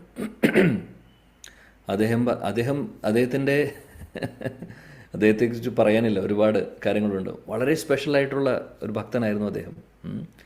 എല്ലാ ദിവസവും എപ്പോഴും അദ്ദേഹത്തിൻ്റെ ഭജൻ സ്ഥലി ഗോവർദ്ധനത്തിലായിരുന്നു അദ്ദേഹം അവിടെ ഗോവർദ്ധനിൽ മനോഹരമായിട്ടുള്ളൊരു ഗുഹയിലായിരുന്നു ഇരിക്കുക. ആ ഗുഹയ്ക്ക് ഉള്ളിരുന്ന് ഭജൻ ചെയ്യും. അദ്ദേഹം നാമം ജപിച്ചുകൊണ്ടിരിക്കും. ഹരേ കൃഷ്ണ ഹരേ കൃഷ്ണ കൃഷ്ണ കൃഷ്ണ ഹരേ ഹരി ഹരേ രാം ഹരേ രാം രാം രാം ഹരേ ഹരി 24 മണിക്കൂറും ജപിച്ചുകൊണ്ടിരിക്കും അദ്ദേഹം. സാധാരണ ജപമല്ല അദ്ദേഹത്തിൻ്റെ ജപം എന്ന് പറഞ്ഞു കഴിഞ്ഞാൽ അദ്ദേഹം ജപിക്കുമ്പോൾ അദ്ദേഹം ലീലകളിലേക്ക് പ്രവേശിക്കും. കൃഷ്ണലീലകളിലേക്ക് പ്രവേശിക്കും. ഒരിക്കൽ അദ്ദേഹം ഇതേപോലെ ഭജൻ ചെയ്തുകൊണ്ടിരിക്കുകയാണ്, നാമം ജപിച്ചുകൊണ്ടിരിക്കുകയാണ് ഗുഹയ്ക്കുള്ളിൽ. അപ്പോൾ അദ്ദേഹത്തിൻ്റെ മെഡിറ്റേഷനിൽ കാണുന്നു രാധാകൃഷ്ണൻ്റെ ലീല കണ്ടുകൊണ്ടിരിക്കുകയാണ്. ഹോളി ലീല നടന്നുകൊണ്ടിരിക്കുകയാണ്. എവിടെ വെച്ച്? ഗോവർദ്ധനത്തിലുള്ള നമ്മുടെ രാധാകുണ്ടിൻ്റെ തട്ടിൽ വെച്ച് ഹോളി ലീല നടന്നുകൊണ്ടിരിക്കും. ഹോളി നമുക്കറിയാം, കളർ എറിയുന്ന ലീല. സിദ്ധകൃഷ്ണ ബാബ മെഡിറ്റേഷനിൽ കാണുന്നു ഈ ലീല. അപ്പോൾ രാധാറാണിയുടെ ഒരു ടീമുണ്ട്, കൃഷ്ണൻ്റെ ഒരു ടീമുണ്ട്. കൃഷ്ണൻ്റെ കൂടെ കുറേ ഗോപികമാരുണ്ട്, രാധാറാണിയുടെ കൂടെ കുറേ പേരുണ്ട്. അവർ തമ്മിലും മത്സരമാണ്, അങ്ങോട്ടും ഇങ്ങോട്ടും കളർ എറിഞ്ഞുകൊണ്ടിരിക്കുകയാണ്. അപ്പോൾ കളറ് പല രീതിയിലും എറിയുന്നുണ്ട്. കൂടുതലും എറിയുന്നത് കാര്യം ഇത് രാധാകുണ്ടിൻ്റെ തട്ടിലായതുകൊണ്ട് കൂടുതലും കളർ വെള്ളമാണ് എറിയുന്നത്. അതെങ്ങനെയാണ്? ബലൂൺ പോലുള്ള ഇതിൽ വെള്ളം നിറച്ച്, കളർ വെള്ളം നിറച്ച് അങ്ങോട്ടും ഇങ്ങോട്ടും എറിയുകയാണ് ചെയ്യുന്നത്. സിദ്ധകൃഷ്ണ ബാബ ഈ മനോഹരമായിട്ടുള്ള ലീല കണ്ടുകൊണ്ടിരിക്കുകയാണ്. അദ്ദേഹം മെഡിറ്റേഷനിൽ കാണുന്നു. അദ്ദേഹം മെഡിറ്റേഷനിൽ സിദ്ധകൃഷ്ണ ബാബയും ഉണ്ട് ഈ ലീലയിൽ. രാധാറാണിയുടെ സൈഡിൽ രാധാറാണിയുടെ പാലിദാസിയായിട്ട്, മഞ്ജരിയായിട്ട്, സെർവൻ്റായിട്ട് കുറേ പേരുണ്ട്. അതിൽ കൂട്ടത്തിൽ ഒരാൾ സിദ്ധകൃഷ്ണ ബാബയാണ്. അദ്ദേഹത്തിൻ്റെ ആ മഞ്ജരി സ്വരൂപത്തിൽ, അദ്ദേഹത്തിൻ്റെ ആ ഒരു ഗോപി സ്വരൂപത്തിൽ നിൽക്കുന്നു. ഇദ്ദേഹം ചെയ്യുന്നത്, അപ്പോൾ സിദ്ധകൃഷ്ണ ബാബ എന്ത് ചെയ്യുന്നു വെച്ചാൽ, ഓപ്പോസിറ്റിൽ നിന്ന് കൃഷ്ണൻ്റെ പാർട്ടിയും എന്ത് ചെയ്യുന്നു? എറിയുന്നു. ഈ കളറുള്ള ബലൂൺസ് എറിയുന്നു. അപ്പോൾ ഇത് തടയണം. രാധാറാണിയുടെ മുകളിൽ കൊള്ളാൻ പാടില്ല. അതാണ് പാലിദാസിമാർ നോക്കുന്നത്. ഇപ്പോൾ രാധാറാണിയുടെ മേൽ കൊള്ളാതെ നോക്കണം. സിദ്ധകൃഷ്ണ ബാബ അവിടെ നിന്ന് ഓരോ കൃഷ്ണൻ എറിയുന്നതും ബാക്കിയുള്ള ഗോപികമാർ എറിയുന്നതൊക്കെ സിദ്ധകൃഷ്ണ ബാബ ചാടിയും മറിഞ്ഞും ഒക്കെ പിടിച്ചുകൊണ്ടിരിക്കുകയാണ്, തടഞ്ഞുകൊണ്ടിരിക്കുകയാണ്. അപ്പോൾ കുറേ ബലൂൺ അദ്ദേഹത്തിൻ്റെ മുകളിൽ വന്ന് അടിക്കുന്നുണ്ട്, പൊട്ടുന്നുണ്ട്. അപ്പോൾ അദ്ദേഹത്തിൻ്റെ ശരീരം മുഴുവനും കളറിലാണ്. ഇതിങ്ങനെ ചെയ്തുകൊണ്ടിരിക്കുകയാണ്. അങ്ങനെ രാധാറാണിയെ പ്രൊട്ടക്റ്റ് ചെയ്തുകൊണ്ടിരിക്കുകയാണ്. ചാടുന്നു, മറയുന്നു. അങ്ങനെ കുറേ കഴിഞ്ഞപ്പോൾ പെട്ടെന്ന് എന്ത് സംഭവിച്ചു വെച്ചാൽ, എന്തോ സംഭവിച്ചു. അദ്ദേഹത്തിൻ്റെ മെഡിറ്റേഷൻ ബ്രേക്കായി. അദ്ദേഹം കണ്ണു തുറന്നു നോക്കി. അപ്പോൾ അദ്ദേഹത്തിൻ്റെ ആ ഗുഹയിലിരിക്കുന്നുണ്ട്, ഗോവർദ്ധൻ്റെ ഗുഹയിൽ തന്നെ ഇരിക്കുന്നുണ്ട്.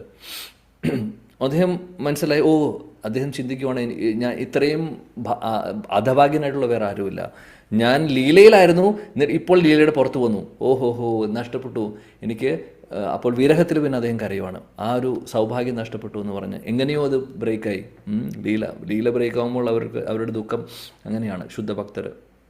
അങ്ങനെ അദ്ദേഹം ആ വിഷമത്തിലിരിക്കുന്ന സമയത്ത് കുറച്ച് അദ്ദേഹത്തിൻ്റെ ഒരു വളരെ ക്ലോസ് ആയിട്ടുള്ള 1-2 ശിഷ്യർ വന്നു, ബാബയെ കാണാൻ വന്നു. ബാബയെ അന്നത്തെ ദിവസം പുറത്ത് കണ്ടിട്ടില്ല. അപ്പോൾ അതുകൊണ്ട് അന്വേഷിക്കാൻ വന്നതാണ്, എന്തെങ്കിലും ബാബയ്ക്ക് ഭക്ഷണം കൊടുക്കണം. ബാബ സാധാരണ ഒന്നും കഴിക്കില്ല. ഒരു നേരം ഒരു മധുകരി ചെയ്ത് എന്തെങ്കിലും ചെറുതായിട്ട് എന്തെങ്കിലും കഴിച്ചാൽ അത്രയേ ഉള്ളൂ. അപ്പോൾ അവർ വന്ന് നോക്കിയിട്ട് കാണുന്നില്ല ബാബയെ അന്നത്തെ ദിവസം. അപ്പോൾ വന്ന് നോക്കാൻ വന്നപ്പോൾ ബാബ അവിടെ ഇരിക്കുന്നുണ്ട്. അപ്പോഴും ജപിച്ചുകൊണ്ടിരിക്കുകയാണ്. നോക്കുമ്പോൾ ശരീരത്തിൽ മുഴുവൻ കളറുകളാണ്, പല ടൈപ്പ് ഓഫ് കളർ, ചുമപ്പും മഞ്ഞയും നീലയും കളറുമായിട്ട് അദ്ദേഹം ബാബ ഇരിക്കുന്നുണ്ട്. അദ്ദേഹം മെഡിറ്റേഷനിലാണ്, അദ്ദേഹം ഒന്നും അറിയുന്നില്ല. അദ്ദേഹം മെഡിറ്റേഷൻ ബ്രേക്കായി ഇരിക്കുന്ന സമയമാണ്. ബട്ട് സ്റ്റിൽ അദ്ദേഹം നാമം ജപിച്ചുകൊണ്ടിരിക്കുകയാണ്. ബാബയോട് ചോദിച്ചു, ബാബ ഇന്ന് കണ്ടില്ലല്ലോ. ബാബ ചോദിച്ചു, സമയം എന്തായെന്നും ബാബയ്ക്ക് അറിയില്ല. അപ്പോൾ ശിഷ്യർ ചോദിച്ചു, എന്ത് പറ്റി? അങ്ങയുടെ ശരീരത്തിൽ മുഴുവൻ കളറുകളൊക്കെ, പല ടൈപ്പ് ഓഫ് കളറുകൾ കാണുന്നുണ്ടല്ലോ, എന്ത് പറ്റി? അങ്ങ് എവിടെയായിരുന്നു? അദ്ദേഹം പറഞ്ഞു, ഞാൻ ഇവിടെ തന്നെ ഉണ്ടായിരുന്നു, ഞാൻ എവിടെയും പോയില്ല, ഇവിടെ തന്നെ ഉണ്ടായിരുന്നു. അപ്പോൾ അവരും ചിന്തിക്കേണ്ടത് ശരിയാണല്ലോ, ബാബ പുറത്ത് വന്നത് കണ്ടിട്ടില്ല ആരും, പിന്നെ എങ്ങനെ ഈ ശരീരത്തിൽ മുഴുവൻ കളറുകൾ? ആ സമയത്ത് ബാബയ്ക്ക് മനസ്സിലായി. അപ്പോഴാണ് അദ്ദേഹം നോക്കുന്നത് ശരീരത്തിൽ മുഴുവൻ കളർ. അതിനു മുമ്പ് അദ്ദേഹം മെഡിറ്റേഷനിൽ കണ്ടു, പക്ഷേ അദ്ദേഹത്തിൻ്റെ ഒറിജിനൽ ശരീരത്തിൽ അത് ഉണ്ടെന്ന് അദ്ദേഹത്തിന് മനസ്സിലായില്ല. അപ്പോൾ ഇവർ പറഞ്ഞപ്പോഴാണ് നോക്കുന്നത്. അങ്ങനെ അവർ വളരെ പ്രിയപ്പെട്ട ശിഷ്യരായതുകൊണ്ട് അവരോട് പറഞ്ഞു, ഞാൻ ഒരു കാര്യം പറയാം, ആരോടും പറയരുത്. സാധാരണ നമ്മുടെ ഭജൻ ആരോടും പറയാൻ പാടില്ല. അപ്പോൾ അവർ വളരെ പ്രിയപ്പെട്ടവരായതുകൊണ്ട് പറഞ്ഞു, ആക്ച്വലി ഞാൻ രാധാകൃഷ്ണൻ്റെ കൂടെ ഈ ഒരു ഹോളി ലീലയിലായിരുന്നു. ഞാൻ ബലൂണുകൾ, കൃഷ്ണൻ എറിയുന്ന, കൃഷ്ണനും കൃഷ്ണൻ്റെ കൂടെയുള്ളവരും എറിയുന്ന ബലൂണെല്ലാം, ഈ കളറിൻ്റെ ബലൂണെല്ലാം പിടിക്കുന്ന സമയത്ത് ഒരുപാടെണ്ണം എൻ്റെ മേത്ത് കൊണ്ടു. അതുകൊണ്ട് എൻ്റെ മേത്ത് കളർ വന്നതാണ്. ഇടയിൽ എൻ്റെ മെഡിറ്റേഷൻ ബ്രേക്കായി. അതുകൊണ്ടാണ് ഞാൻ ഇവിടെ ഇരിക്കുന്നത്. അതാണ് ഈ കളർ എന്ന് പറഞ്ഞു. ഇതാണ് ലെവൽ. പറയുന്നത് കുറച്ച് വർഷങ്ങൾ മുമ്പ് ഉണ്ടായിരുന്നൊരു പരിശുദ്ധ ഭക്തനാണ്. നമ്മളെന്നും അദ്ദേഹത്തിൻ്റെ തുളസിയാരതി ചൊല്ലാറുണ്ട്. ആ സിദ്ധകൃഷ്ണ ബാബയെക്കുറിച്ചാണ് പറയുന്നത്. അതാണ്. അപ്പോൾ അദ്ദേഹം ആരെയാണ് ശരണം പ്രാപിച്ചിട്ടുള്ളത്? ഗോവർദ്ധനാണ്. ഗോവർദ്ധനിലിരുന്നിട്ടായിരുന്നു അദ്ദേഹത്തിൻ്റെ മെഡിറ്റേഷൻ, അദ്ദേഹത്തിൻ്റെ ആ ഒരു ജപം മുഴുവനും. ഗോവർദ്ധൻ്റെ ചെറിയ ഗുഹയിലിരുന്നിട്ടായിരുന്നു അദ്ദേഹം ജപിച്ചുകൊണ്ടിരുന്നത് നിരന്തരം. അതേപോലെ വേറൊരു ദിവസവും ഇതേപോലെ തന്നെ അദ്ദേഹം സിദ്ധകൃഷ്ണ ബാബ ലീലയിൽ, അദ്ദേഹം ഇടയ്ക്കിടയ്ക്ക് ലീലയിൽ പ്രവേശിക്കും. അന്നത്തെ ദിവസം വേറെ ലീലയായിരുന്നു. അന്ന് എന്തായിരുന്നു എന്ന് വെച്ചാൽ നൗക ഫെസ്റ്റിവലായിരുന്നു, ബോട്ട് ഫെസ്റ്റിവലാണ് നടക്കുന്നുണ്ടായിരുന്നത്. വീണ്ടും രാധാകൊണ്ടില്ല. അപ്പോൾ അവിടെ വെള്ളത്തിലായിരുന്നു ഇവർ, രാധാകൃഷ്ണനും ഗോപികമാരെല്ലാവരും ഉണ്ട്. ഇപ്പോൾ ഇവർ വഞ്ചിയിലിരിക്കുന്ന സമയത്ത് കൃഷ്ണൻ ഓ രാധേ എന്ന് വിളിച്ച് കുറച്ച് രാധാകൊണ്ടിലെ വെള്ളമെടുത്ത്, ആക്ച്വലി രാധാകൊണ്ടല്ല, മാനസികഗംഗ എന്ന് പറയുന്നത്, മാനസികഗംഗയിലെ വെള്ളമെടുത്ത് രാധാറാണിയുടെ മുഖത്തേക്ക് തളിച്ചു, വെള്ളം തളിച്ചു. ഒരു പ്രാവശ്യം വെള്ളം തളിച്ചു, മുഴുവനും നനഞ്ഞു. രാധാറാണിക്ക് ഇഷ്ടപ്പെട്ടില്ല. രാധാറാണി ചോദിച്ചു എന്തിനാണിത് ചെയ്തത്? അപ്പോൾ രാധാറാണി പറഞ്ഞു, സഖിമാരോട് നോക്കി, നമുക്ക് ഇങ്ങനെ വിട്ടാൽ ശരിയാവില്ല, തിരിച്ച് നമുക്ക് കൊടുക്കണം എന്ന് പറഞ്ഞ് ഇവരെല്ലാവരും കൂടെ, കൃഷ്ണൻ ഒറ്റയ്ക്കും എല്ലാ ഗോപികമാരും രാധാറാണിയും ചേർന്ന് വെള്ളം മുഴുവനും തെറിപ്പിച്ചു തുടങ്ങി. അങ്ങനെ കൃഷ്ണൻ മുഴുവനും നനഞ്ഞു. ആ സമയത്ത് സിദ്ധകൃഷ്ണ ബാബ അവിടെ ഉണ്ടായിരുന്നു. സിദ്ധകൃഷ്ണ ബാബ അതിലൊരു പാലിദാസിയായിട്ട് നിൽക്കുന്നു. ആ സമയത്ത് ഇവർ എന്തായിരുന്നു അദ്ദേഹത്തിൻ്റെ സർവീസ് എന്ന് വെച്ചാൽ പെർഫ്യൂം, അത്തർ അല്ലെങ്കിൽ പെർഫ്യൂം, ഒറിജിനൽ നാച്ചുറലായിട്ടുള്ളത്. ആ പെർഫ്യൂം ആക്ച്വലി രാധയ്ക്കും കൃഷ്ണനും കൊണ്ടു കൊടുക്കുകയായിരുന്നു. ഈ സിദ്ധകൃഷ്ണ ബാബയുടെ ആക്ച്വൽ ആ ഒരു സ്വരൂപത്തിൽ അദ്ദേഹത്തിൻ്റെ സർവീസ് ഉണ്ടായിരുന്നത്. അപ്പോൾ ഇത് കൊടുക്കുന്ന സമയത്ത് ഇടയിൽ എന്ത് സംഭവിച്ചാൽ ഇദ്ദേഹത്തിൻ്റെ കയ്യിൽ നിന്ന് വീണ് പൊട്ടി. ആ പെർഫ്യൂം വെച്ചിട്ടുള്ള കുടം അത് താഴെ വീണ് പൊട്ടി. അത് താഴെ വീണ് പൊട്ടിയപ്പോൾ അദ്ദേഹം മെഡിറ്റേഷൻ പുറത്തേക്ക് വരികയും ചെയ്തു. ആ സമയത്തും അതേപോലെ കുറേ കഴിഞ്ഞപ്പോൾ അദ്ദേഹത്തിൻ്റെ ശിഷ്യർ വന്നപ്പോൾ അവിടെ എല്ലാം സുഗന്ധം. ഇദ്ദേഹത്തിൻ്റെ ഭജൻ കുട്ടീരല്ല, ഇത് ഗുഹയാണ്. ഗുഹയുടെ ഉള്ളിൽ ഇതുവരെ ഇല്ലാത്ത അതീന്ദ്ര തലത്തിലുള്ള സുഗന്ധം വന്നുകൊണ്ടിരിക്കുകയാണ്, പെർഫ്യൂമിൻ്റെ സ്മെല്ല് വന്നുകൊണ്ടിരിക്കുകയാണ്. ആർക്കൊന്നും മനസ്സിലാവില്ല ഇത് എവിടെ നിന്ന് വരുന്നു എന്നുള്ളത്. അന്നും ഇതേപോലെ ചോദിക്കുമ്പോൾ സിദ്ധകൃഷ്ണ ബാബ പറഞ്ഞു, ഇന്ന് ഇതായിരുന്നു ലീല, നമ്മൾ പറഞ്ഞ ലീല. അപ്പോൾ ഇതാണ് നമ്മുടെ പരമ്പരയിലുള്ള ആചാര്യന്മാരുടെ കുറച്ച് വർഷങ്ങൾ മുമ്പ് ഉണ്ടായിരുന്ന ആചാര്യനാണ്, ഒരു പരിശുദ്ധ ഭക്തനാണ്. അപ്പോൾ അവരെല്ലാവരും ശരണം പ്രാപിച്ചിട്ടുള്ള Giriraj Govardhan is very very special, വളരെ സ്പെഷ്യലാണ്. ഗിരിരാജ് ഭക്തനാണോ ഭഗവാനാണോ ഒരു ചോദ്യമാണ്. ഹരിദാസവര്യ എന്ന് പറയുന്നുണ്ട്. ഹരിദാസവര്യ എന്ന് പറഞ്ഞാൽ വരിഷ്ഠരായിട്ടുള്ള ഹരിദാസന്മാരിൽ വെച്ച് ഏറ്റവും പ്രധാനപ്പെട്ട വ്യക്തി. അങ്ങനെ ഭാഗവത്തിൽ 3 പേരെ കുറിച്ച് പറയുന്നുണ്ട്. യുധിഷ്ഠ മഹാരാജാവിനെ ഹരിദാസവര്യ എന്ന് വിളിക്കുന്നുണ്ട്, ഉദ്ധവനെ വിളിക്കുന്നുണ്ട്, എന്നാൽ ഗോവർദ്ധനെ വിളിക്കുന്നുണ്ട്. ഇതിൽ ഏറ്റവും വെച്ച് സ്പെഷ്യൽ ആരാണ്? ഹരിദാസിൽ വെച്ച്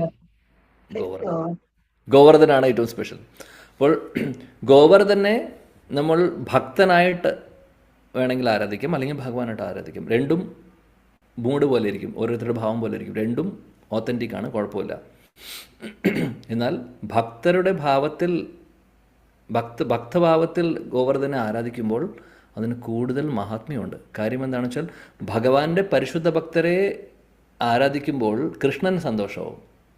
മാത്രമല്ല ഗോവർദ്ധൻ ഒരു ശുദ്ധ ഭക്തനായതുകൊണ്ട് ആ ഭക്തൻ്റെ അനുഗ്രഹം ഉണ്ടാവും, കൃഷ്ണൻ്റെ അനുഗ്രഹം. അപ്പോൾ കൃഷ്ണൻ്റെ അനുഗ്രഹം ഉണ്ടാവും, ഭക്തരുടെ അനുഗ്രഹം ഉണ്ടാവും. അപ്പോൾ ഡബിൾ ബെനിഫിറ്റാണ് ഗോവർദ്ധനെ ഹരിദാസവര്യ ആയിട്ട് നമ്മൾ, ഹരിദാസ് അല്ലെങ്കിൽ ഹരിയുടെ ദാസന്മാരിൽ വെച്ച് ഏറ്റവും പ്രധാനപ്പെട്ട ഭക്തൻ എന്നുള്ള രീതിയിൽ നമ്മൾ അദ്ദേഹത്തെ ആരാധിക്കുകയാണെങ്കിൽ. വേണുഗീതത്തിൽ പറയുന്നുണ്ട്, വേണുഗീതം 10:21-18 പറയുന്നു, ഹന്തായ മദ്രിരബല ഹരിദാസവര്യോ യദ്രാമകൃഷ്ണചരണസ്പർശ പ്രമോദ മാനം തനോതി സഹഗോ ഗണയോസ്തയോര്യത് പാണീയസൂയവസ കന്ദര കന്ദമൂലൈഹി. ഇവിടെ പറയുന്നു ഹന്തായ മദ്രി റബല ഹരിദാസവര്യോ. ഇവിടെ പറയുന്നു ആരെക്കുറിച്ചാണ് പറയുന്നത്? ഗോവർദ്ധനെ കുറിച്ചാണ് പറയുന്നത്. ഹരിദാസവര്യോ യദ് രാമകൃഷ്ണ ചരണ സ്പർശ പ്രമോദ. ഗോവർദ്ധൻ ഏറ്റവും ടോപ്പ് ഭക്തനാണെന്ന് പറഞ്ഞു. ഹരിദാസവര്യോ, വര്യോ എന്ന് പറഞ്ഞാൽ ശ്രേഷ്ഠനായിട്ടുള്ള ഭക്തനാണ്. ഈ ഗോവർദ്ധൻ എന്താണ് പ്രത്യേകത? എന്താണ്? യദ് രാമകൃഷ്ണ ചരണ സ്പർശ പ്രമോദ. ശ്രീ ബലരാമൻ്റെയും കൃഷ്ണൻ്റെയും ആ ചരണങ്ങൾ ഈ ഗോവർദ്ധന മുകളിലൂടെ നടക്കുമ്പോൾ, അവർ നടക്കുമ്പോൾ, ലീലകൾ ചെയ്യുമ്പോൾ, പശുക്കളെ കൊണ്ടുവരുന്നു, അവിടെ ഇരിക്കുന്നു, ഗുഹയിലിരിക്കുന്നു. ഗോവർദ്ധനിലായിരുന്നു എല്ലാ കളികളും. ആ സമയത്ത് പ്രമോദ, സന്തോഷം കൊണ്ട്, ആനന്ദം, പരമാനന്ദം കൊണ്ട് ഗോവർദ്ധൻ്റെ ശരീരം മുഴുവനും അഷ്ടസാത്വിക വികാരങ്ങൾ വരുമായിരുന്നു. മാനം തനോതി സഹഗോ ഗണയോസ്തയോർയത് പാണീയസൂയവസ കന്ദര ഗന്ധമൂലേഹി. അപ്പോൾ അവിടെ ബലരാമനും കൃഷ്ണനും പശുക്കളെ കൊണ്ടുവരുന്നു, പശുക്കുട്ടികളെ കൊണ്ടുവരുന്നു, അദ്ദേഹത്തിൻ്റെ കൂട്ടുകാരുണ്ട്. പിന്നെ ഗോവർദ്ധൻ എല്ലാം കൊടുക്കുന്നു ഇവർക്ക്. കുടിക്കാനുള്ള വെള്ളം, പിന്നെ അതേപോലെ തന്നെ പുല്ല് കൊടുക്കുന്നു പശുക്കൾക്ക്. മനോഹരമായിട്ടുള്ള അവിടെ ഗുഹകളുണ്ട്. അവിടെ രാധാകൃഷ്ണ ലീലകൾ നടക്കുവാനും ഉള്ള ഗുഹകളുണ്ട്, സ്പെഷ്യലായിട്ടുള്ള ഗുഹകളുണ്ട്. പിന്നെ അതേപോലെ തന്നെ മനോഹരമായിട്ടുള്ള നികുഞ്ചങ്ങളുണ്ട്. അവിടെ രാധാകൃഷ്ണ ലീലകൾ നടക്കാൻ. ഇനി കൂട്ടുകാരുടെ കൂടെ കളിക്കാൻ വേണ്ടിയിട്ട് അവിടെ മനോഹരമായിട്ടുള്ള ഒരുപാട് സ്ഥലങ്ങളുണ്ട്, കളിക്കാൻ വേണ്ടിയിട്ടുള്ള സ്ഥലം. മനോഹരമായുള്ള ഗുഹകളിലും കൃഷ്ണനും കൂട്ടുകാരും ഇരുന്ന് കളിക്കും. ചിലപ്പോൾ ഉച്ചയ്ക്ക് വയ്യാതെയാവുന്ന സമയത്ത് റെസ്റ്റ് ചെയ്യാനും ചിലപ്പോൾ ഈ ഗുഹകളിൽ കയറിയിരിക്കും കൃഷ്ണനും കൂട്ടുകാരും. അതുപോലെ അവിടെ എല്ലാം പഴങ്ങൾ കൊടുക്കുന്നു, പുഷ്പങ്ങൾ കൊടുക്കുന്നു, വെജിറ്റബിൾസ് കൊടുക്കുന്നു. ഇതെല്ലാം ഗോവർദ്ധനാണ് സപ്ലൈ ചെയ്യുന്നത്. അപ്പോൾ അത്രയും ഇമ്പോർട്ടൻ്റ് ആണ് ശ്രീ ഗോവർദ്ധൻ ഇത് ഈ ഒരു ശ്ലോകം വേണുഗീതത്തിൽ 10:21-18 വേണുഗീതത്തിൽ ഗോപികമാര് വേണുനാദത്തെ സ്തുതിക്കുമ്പോൾ രാധാറാണി എടുത്ത് പറയുന്നതാണ് ഈ ശ്ലോകം. രാധാറാണിയുടെ തിരുമുഖത്തിൽ നിന്ന് വരുന്നതാണ് ഈ ശ്ലോകം. ഗോവർദ്ധനെ ആരാണ് സ്തുതിക്കുന്നത്? രാധാറാണി. ഓഹോ, അപ്പോൾ അത്രയും ഉയർന്ന സ്ഥാനമാണ് രാധാറാണിക്കുള്ളത്. അപ്പോൾ ഒരുപാട് രണ്ട് കാര്യങ്ങളൂടെ പറഞ്ഞ് നമുക്ക് നിർത്താം. ഇന്ന് ചിലപ്പോൾ ഒരു 5 മിനിറ്റ് എക്സ്ട്രാ മുന്നോട്ട് പോകുമായിരിക്കും. എന്നാലും ഇപ്പോൾ നമ്മൾ ഗോവർദ്ധൻ്റെ മഹാത്മ്യത്തെക്കുറിച്ച് പറഞ്ഞു. ഇനി ഗോവർദ്ധൻ എങ്ങനെ ഈ ഭൗമ വൃന്ദാവനത്തിൽ വന്നു? ഗോലക വൃന്ദാവനത്തിൽ നിന്ന് വന്നിട്ടുള്ളതാണ്. കൃഷ്ണൻ വരുന്ന കൂട്ടത്തിൽ, കൃഷ്ണൻ്റെ പാർശ്വരും വരുന്ന കൂട്ടത്തിൽ ഗോവർദ്ധനം, വൃന്ദാവനം വരുന്നു, ഗോവർദ്ധനം വരുന്നു, രാധ കൊണ്ടുവരുന്നു, ഇതെല്ലാം വരുന്നു അവിടെ നിന്ന് ഇങ്ങോട്ട്. പക്ഷെ ഇവിടെ ഭൗമ വൃന്ദാവനത്തിൽ അത് പ്രകടമാവുന്നതും ഒരു പല ലീലകളിലൂടെ ആയിരിക്കും. ഒരുപാട് റെഫറൻസ് ഉണ്ട്. ഗർഗസംഹിത പറയുന്നു, അതേപോലെ വേറെയും പത്മപുരാണം പറയുന്നുണ്ട് ഗോവർദ്ധനെക്കുറിച്ച്, ഗോവർദ്ധൻ വന്നതിൻ്റെ ലീലയെക്കുറിച്ച്. അപ്പോൾ നമ്മൾ ഇന്ന് ഇവിടെ ഒരു കാര്യം മാത്രം, ഗർഗസംഹിതയിൽ നിന്നുള്ളൊരു സ്റ്റോറി മാത്രം നമ്മൾ പറയുന്നു. അതല്ലാതെ ഒരുപാട് ഭവിഷ്യപുരാണത്തിലുണ്ട്. വേറൊരു അവസരത്തിൽ നമുക്ക് ചർച്ച ചെയ്യാം. ഇപ്പോൾ ഗർഗസംഹിതയിൽ പറയുന്നു, സത്യയുഗത്തിൽ ഒരു വരിഷ്ഠനായിട്ടുള്ള ഒരു മുനി ഉണ്ടായിരുന്നു. അദ്ദേഹത്തിൻ്റെ പേര് പൗലസ്ത്യ മുനി എന്നായിരുന്നു. പൗലസ്ത്യ മുനി ഒരു യോഗിയായിരുന്നു. അദ്ദേഹം എപ്പോഴും ഇങ്ങനെ മെഡിറ്റേഷൻ ചെയ്തുകൊണ്ടിരിക്കുന്ന ഒരു യോഗിയാണ്. അദ്ദേഹം ഒരിക്കൽ നല്ലൊരു മെഡിറ്റേഷൻ, അദ്ദേഹത്തിന് ധ്യാനിക്കാൻ വേണ്ടി നല്ലൊരു ഗുഹ തപ്പിക്കൊണ്ടിരിക്കുകയാണ്. അങ്ങനെ ഗുഹ നോക്കി പല പർവ്വതങ്ങൾ നോക്കി അവസാനം അദ്ദേഹം ഹിമാലയത്തിലേക്ക് പോയി, ദ്രോണഗിരിയിലേക്ക് പോയി. അവിടെ പോയി ദ്രോണഗിരിയോട് പറഞ്ഞു, എനിക്ക് ഒരു നല്ലൊരു ഗുഹ വേണം, എനിക്ക് ഭജൻ ചെയ്യാൻ വേണ്ടി, മെഡിറ്റേഷൻ ചെയ്യാൻ വേണ്ടി. ദ്രോണഗിരി പറഞ്ഞു, ഏത് വേണമെങ്കിൽ എടുത്തോളൂ, ഇവിടെ എല്ലാ ടൈപ്പും 1 BHK ഫ്ലാറ്റ്, 2 BHK ടൈപ്പ്, പല ടൈപ്പ് ഓഫ് ഗുഹകളുണ്ട്, ഏത് വേണമെങ്കിൽ കൊണ്ടുകൊള്ളൂ എന്ന് പറഞ്ഞു, അല്ലെങ്കിൽ സെലക്ട് ചെയ്തോളാൻ പറഞ്ഞു. പൗലസ്ത്യ മുനി നോക്കി, ഒന്നും ഇഷ്ടപ്പെട്ടില്ല. അവസാനം അവിടെ ഒരു ചെറിയൊരു കുട്ടി പർവ്വതത്തെ കണ്ടു. ആ കുട്ടിപ്പർവ്വതം ഗോവർദ്ധനായിരുന്നു. ദ്രോണഗിരിയോട് പറഞ്ഞു, എനിക്ക് ഇതാണ് വേണ്ടത് എന്ന് പറഞ്ഞു. ദ്രോണഗിരി പറഞ്ഞു, സാധിക്കില്ല, എൻ്റെ കുട്ടിയാണ്, ചെറിയ കുട്ടിയാണ്, അവൻ പുതിയ ആളാണ്, ഇപ്പോൾ വന്നിട്ടേ ഉള്ളൂ, എൻ്റെ പ്രിയപ്പെട്ട മകനാണ്, ഞാൻ തരില്ല എന്ന് പറഞ്ഞു. അവസാനം പൗലസ്ത്യ ഋഷി ശക്തിശാലിയായിട്ടുള്ളൊരു യോഗി ആയതുകൊണ്ട് ശാപം കിട്ടുമെന്നുള്ളൊരു പേടി വന്നു ദ്രോണഗിരിക്ക്. അവസാനം ദ്രോണഗിരി പറഞ്ഞു, ഒരു കാര്യം ചെയ്യൂ, എനിക്ക് ഓക്കെയാണ്, പക്ഷേ ഗോവർദ്ധൻ്റെ സമ്മതം ഉണ്ടെങ്കിൽ കൊണ്ടുകൊള്ളാൻ പറഞ്ഞു. ഗോവർദ്ധനോട് ചോദിക്കാൻ പറഞ്ഞു. ഗോവർദ്ധൻ്റെ അടുത്ത് പൗലോസ് മുനി പോയി ഇപ്പോൾ ചോദിക്കും. ഗോവർദ്ധൻ ഇങ്ങനെ, ഞാൻ അച്ഛനോട് ചോദിച്ചു, അപ്പോൾ അച്ഛൻ ഇങ്ങനെ പറഞ്ഞു, എനിക്ക് ആവശ്യമുണ്ട്, എനിക്ക് ഗുഹ ആവശ്യമുണ്ട്, അല്ലെങ്കിൽ ഈ പർവ്വതം, ഗോവർദ്ധൻ നീ എൻ്റെ കൂടെ വരണമെന്ന് പറഞ്ഞു. പൗലോസ് മുനി അപ്പോൾ ഗോവർദ്ധൻ പറഞ്ഞു, ഞാൻ വരാം, പക്ഷെ ഒരു കണ്ടീഷനുണ്ട്. കൊണ്ടുപോകുന്ന സമയത്ത് എവിടെയെങ്കിലും എന്നെ താഴെ ഇറക്കി കഴിഞ്ഞാൽ പിന്നെ ഞാൻ വരില്ല, പിന്നെ അവിടെ ഇരിക്കും എന്ന് പറഞ്ഞു. വേറെ മുന്നോട്ട് വരില്ല എന്ന് പറഞ്ഞു. പൗലോസ് മുനി പറഞ്ഞു, ഓക്കെ, നോ പ്രോബ്ലം. അദ്ദേഹം കാശിയിലേക്കാണ് കൊണ്ടുപോകുന്നത് ഭജൻ ചെയ്യാൻ വേണ്ടി. അപ്പോൾ അദ്ദേഹം ദ്രോണഗിരി പർവ്വതം അവിടുന്ന് എടുത്തു. ദ്രോണഗിരിയിൽ നിന്ന് ഗോവർദ്ധനെ എടുത്തു. കണ്ടീഷനും പറഞ്ഞിട്ടുണ്ട്. അദ്ദേഹം പറക്കുകയാണ് ചെയ്യുന്നത്. പൗലോസ് മുനി പറക്കുന്നു, കാശിയിലേക്ക് പറന്നു പോവാണ്. പോകുന്ന വഴിക്ക് അങ്ങനെ പോകുമ്പോൾ നമ്മുടെ വൃന്ദാവനം എത്തി. ഫ്ലൈറ്റിലൂടെ പറന്നു പോകുന്ന പോലെ പറന്നു പോകുമ്പോൾ താഴെ വൃന്ദാവനം എത്തി. വൃന്ദാവനം എത്തിയപ്പോൾ എന്ത് സംഭവിച്ചു? ഗോവർദ്ധൻ്റെ ഹൃദയത്തിലുള്ള കാര്യം, ഗോവർദ്ധൻ ഗോലക വൃന്ദാവനത്തിലെ ഗോവർദ്ധനാണ്. ഇവിടെ ഇപ്പോൾ പ്രകടമായത് ഇങ്ങനെയാണെങ്കിലും അദ്ദേഹം വൃന്ദാവനത്തിലേക്ക് എത്തിയിട്ടില്ല, വൃന്ദാവനത്തിലിരിക്കേണ്ട ആളാണ് അല്ലേ.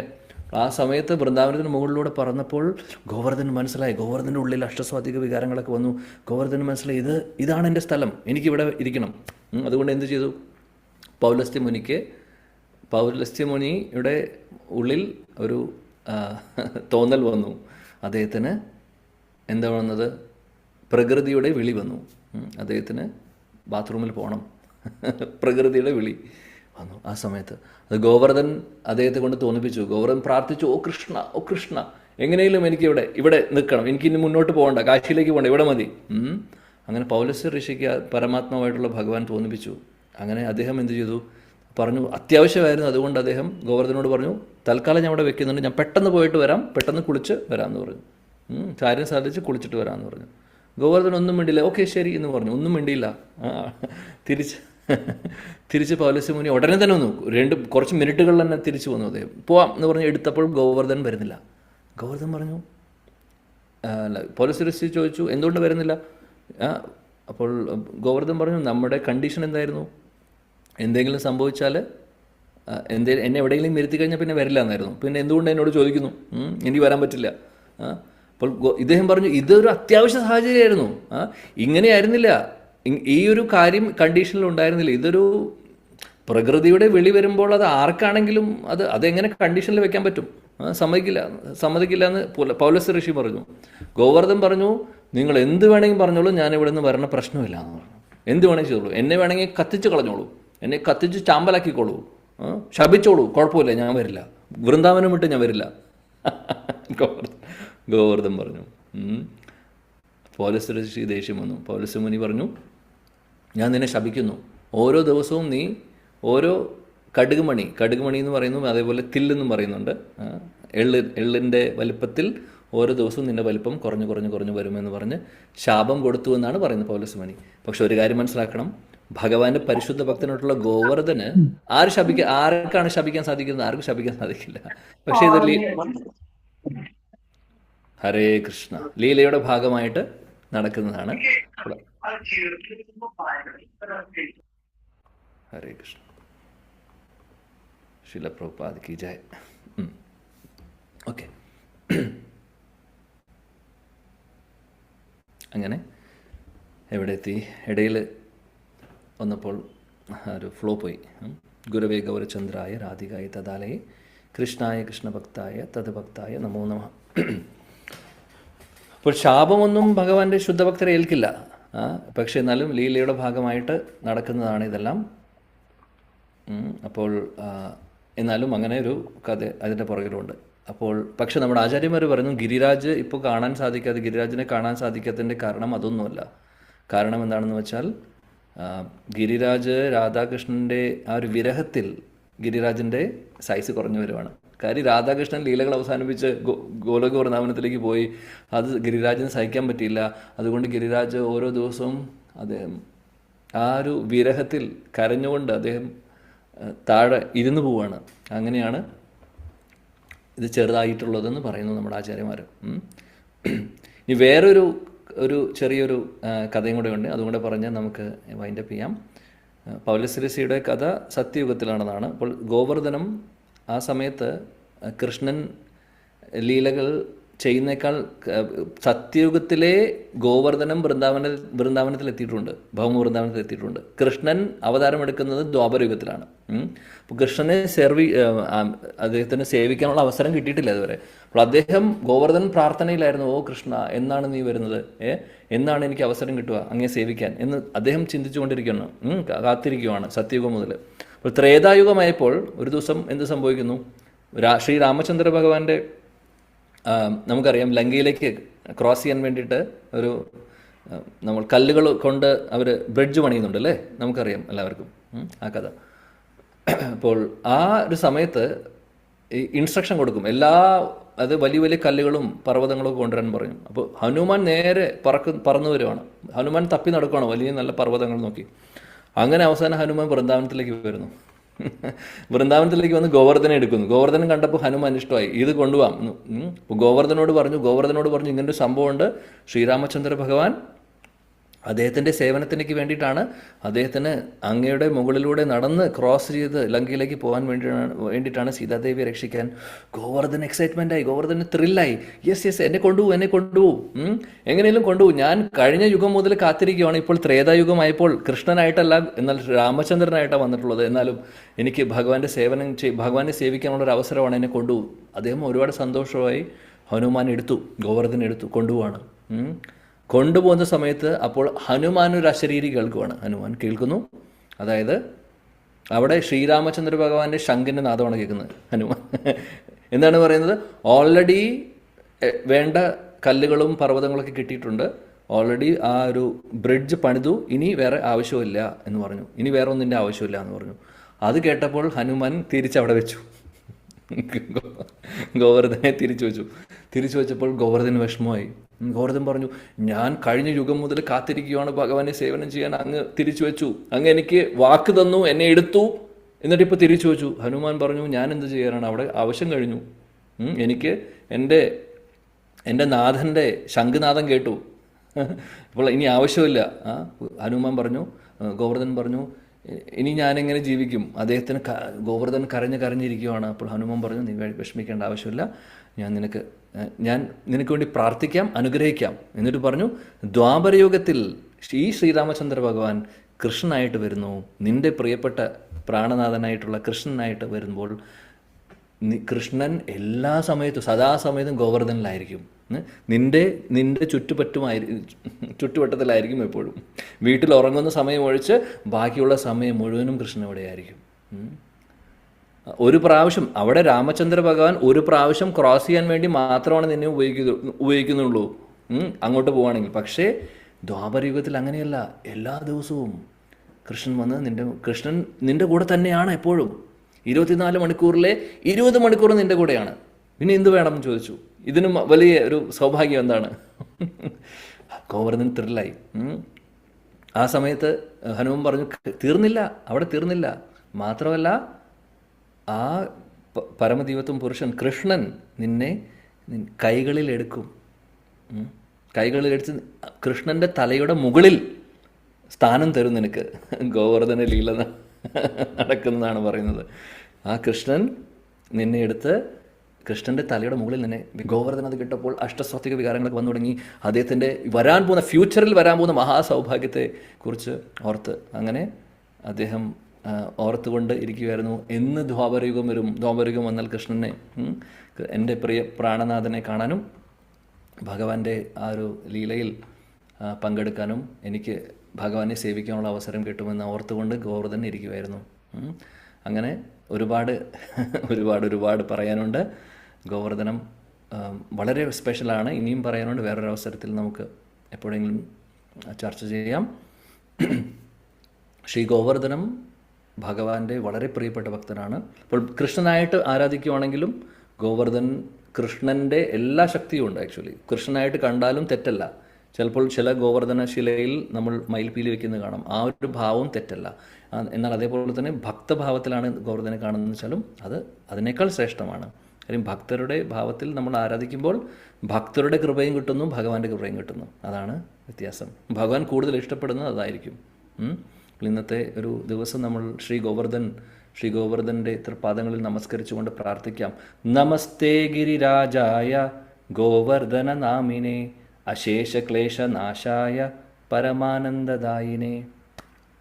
ശ്രീ ഗോവർദ്ധൻ അദ്ദേഹം അശേഷ ക്ലേശനാശായ, എല്ലാ ക്ലേശങ്ങളും, നമ്മളിലുള്ള എല്ലാ ക്ലേശങ്ങളും മാറ്റിത്തരുന്നു. മാത്രമല്ല പരമാനന്ദം, ഭക്തിയുടെ ആ ശുദ്ധ ഭക്തിയുടെ പരമാനന്ദം നമുക്ക് പ്രദാനം ചെയ്യുന്നു. വൃന്ദാവന വാസം നമുക്ക് തരുന്നു. ആര്? ഗിരിരാജ്, ശ്രീ ഗിരിരാജ് ഗോവർദ്ധൻ. സോ ശ്രീ ഗിരിരാജ് ഗോവർദ്ധൻ വളരെ വളരെ സ്പെഷ്യലാണ് നമ്മുടെ ഓരോരുത്തരുടെയും ജീവിതത്തിൽ. ഓർക്കുക, വൃന്ദാവനത്തിലേക്ക് പ്രവേശനം വേണമെങ്കിൽ നമുക്ക് ഗിരിരാജിൻ്റെ അനുഗ്രഹം വേണം, കുറേ ഭക്തരുടെ അനുഗ്രഹം വേണം. അതിൽ പ്രധാനപ്പെട്ട ഭക്തരിൽ ഒരാളാണ് ശ്രീ ഗിരിരാജൻ. ഗിരിരാജൻ്റെ സ്ഥാനം വളരെ സ്പെഷ്യലാണ്. അതുകൊണ്ട് ഈ ഒരു അവസരം നമുക്ക് ഭഗവാന്റെ കൃപ കൊണ്ട്, ശീലപ്രഭുപാദിൻ്റെ കൃപ കൊണ്ട് നമുക്കിതെല്ലാം മനസ്സിലാക്കുവാൻ സാധിക്കുന്നത്. അല്ലെങ്കിൽ നമ്മളിവിടെ ഇരിക്കില്ലായിരുന്നു. ഭഗവാന്റെ മഹാകൃപ, ആചാര്യന്മാരുടെ മഹാകൃപ, ശീലപ്രഭുപാദിൻ്റെ മഹാകൃപയാണ്. അതുകൊണ്ട് ഇങ്ങനെയുള്ള കാര്യങ്ങൾ നമ്മൾ കേൾക്കുമ്പോൾ, അല്ലെങ്കിൽ ഇങ്ങനെയുള്ള ലീലകളെക്കുറിച്ച് കേൾക്കുമ്പോൾ, അല്ലെങ്കിൽ ഈ മഹത്പൂർണ്ണമായിട്ടുള്ള ദിവസത്തിൽ നമ്മൾ ആ ഒരു ലീലയെക്കുറിച്ച് ചർച്ച ചെയ്യുമ്പോൾ ഒരുപാട് ശക്തിയാണ്, ഒരുപാട് സ്പിരിച്വൽ ക്രെഡിറ്റ്സാണ് നമുക്ക് കിട്ടുന്നത്. കാര്യം ഈ തിഥി, ഓരോ തിഥിക്കും ശക്തിയുണ്ട്. ആ തിഥിക്ക് പറയുന്നത് ആ ലീല നടന്നിട്ടുള്ള ലീലയുടെ മുഴുവനും ശക്തി ആ സ്ഥിതിക്ക് ഉണ്ടാവും. അതേപോലെ ഒരു വൈഷ്ണവാചാര്യൻ്റെ ആവിർഭാവ തിരോഭാവ തിഥിയാണെങ്കിൽ ആ തിഥിക്ക് ഒരുപാട് ശക്തിയുണ്ട്. അപ്പോൾ വളരെ ഇമ്പോർട്ടൻ്റ് ആണ്. അന്നത്തെ ദിവസം നമ്മൾ ആരാണോ, ഇപ്പോൾ രാധക്കുണ്ട് ആവിർഭാവ തിഥിയാണോ, ഗോവർദ്ധന പൂജയാണോ, അപ്പോൾ അന്നത്തെ ദിവസം എന്താണോ പ്രത്യേകത പ്രധാനപ്പെട്ടത് അത് നമ്മൾ ആ ഒരു ലീല അല്ലെങ്കിൽ ആ ഒരു കാര്യം ഓർത്ത് നമ്മൾ ചർച്ച ചെയ്യുകയാണെങ്കിൽ, സ്തുതിക്കുകയാണെങ്കിൽ ആ അനുഗ്രഹം നമുക്ക് എല്ലാവർക്കും ഉണ്ടാവും. അതുകൊണ്ട് തന്നെ ഇന്ന് ഭഗവാന്റെ കൃപ കൊണ്ട് നമുക്ക് അങ്ങനെ ഒരു അവസരം കിട്ടി. അപ്പോൾ ഈ ഒരു എപ്പോഴും ഓർക്കുക, ഭഗവാന്റെ മഹാകൃപ, ഗുരുജനങ്ങളുടെ മഹാകൃപ കൊണ്ടാണ് നമുക്ക് ഇവിടെ ഇരിക്കാനുള്ളൊരവസരം, ഭാഗവതം പഠിക്കാനുള്ള അവസരം, നാമം ജപിക്കാനുള്ള അവസരം കിട്ടിയിട്ടുള്ളത്. ഈ ഒരു അവസരം നമ്മൾ പാഴാക്കരുത്. ജീവിതത്തിലെ ലക്ഷ്യമെന്ന് പറഞ്ഞു കഴിഞ്ഞാൽ ഭഗവത് പ്രാപ്തിയാണ്, അതിനപ്പുറത്തൊന്നുമല്ല. നമ്മുടെ കൂടെ വേറെ ആരും ഉണ്ടാവാൻ പോകുന്നില്ല. ഭഗവാൻ കൃഷ്ണൻ മാത്രമേ ഉണ്ടാവാൻ പോകുന്നുള്ളൂ. കൃഷ്ണനും കൃഷ്ണൻ്റെ പരിശുദ്ധ ഭക്തരും മാത്രമേ നമ്മുടെ കൂടെയുള്ളൂ. വേറെ ആരും നമ്മുടെ കൂടെ ഉണ്ടാവില്ല ഒരിക്കലും. ബാക്കി എല്ലാവരും നമ്മളെ വിട്ടുപോകും. നമ്മൾ ഈ കാണുന്ന ആളുകളും സാഹചര്യങ്ങളും ബാങ്ക് അക്കൗണ്ടിലെ പൈസയും എല്ലാം നമ്മളെ വിട്ടുപോകും. പക്ഷെ ഒരാൾ മാത്രം നമ്മുടെ കൂടെ ഉണ്ടാവും. അത് ഭഗവാനാണ്, ഭഗവാന്റെ തിരുനാമമാണ്. ഏത് സിറ്റുവേഷനിലും എവിടെയാണെങ്കിലും നമുക്ക് ചൊല്ലാം. നാമത്തിനൊരു തടസ്സമില്ല. ഭഗവാനെക്കുറിച്ച് ചിന്തിക്കുവാൻ, ഓർക്കുവാനും ഒരു തടസ്സമില്ല. ആർക്കും ഒന്നും ചെയ്യാൻ സാധിക്കില്ല. ഏത് ജയിലിലാണെങ്കിലും നമുക്ക് സാധിക്കും. അതുകൊണ്ട് അതാണ് നമ്മുടെ ശക്തി. അപ്പോൾ ഭഗവാനോട് കൂടുതൽ പ്രാർത്ഥിക്കുക. ഗിരിരാജൻ്റെ തൃപാദങ്ങളിൽ നമസ്കരിച്ചുകൊണ്ട് പ്രാർത്ഥിക്കുക. ആ പരിശുദ്ധ ഭക്തി എങ്ങനെയാണോ ഗിരിരാജൻ്റെ ആ ഒരു ഭക്തി എന്ന് പറഞ്ഞു കഴിഞ്ഞാൽ നമുക്ക് പറയാൻ സാധിക്കില്ല. എന്നാൽ അതിൻ്റെ ഒരു ചെറിയൊരു കണമെങ്കിലും, ഒരു കടുകുമണിയുടെ വലിപ്പത്തിലെങ്കിലും ഗിരിരാജൻ്റെ ആ ഒരു ആത്മാർത്ഥതയോടുകൂടി, ആത്മാർത്ഥമായിട്ടുള്ള സേവനാ മനോഭാവം, ഭഗവാനെ സേവിക്കാനുള്ള ആ ഒരു ആഗ്രഹം, സേവനാ മനോഭാവം, ഒരു ചെറിയൊരു കടുകുമണി, ഒരു ചെറിയൊരു മാത്ര എങ്കിലും നമ്മുടെ ഹൃദയത്തിലേക്ക് വരാൻ കിട്ടുകയാണെങ്കിൽ നമ്മുടെ ജീവിതം സക്സസ്ഫുള്ളായി. അപ്പോൾ അതിനുവേണ്ടി നമുക്ക് പ്രാർത്ഥിക്കാം. ശ്രീ ഗിരിരാജ് ഗോവർദ്ധൻ കി ജയ്.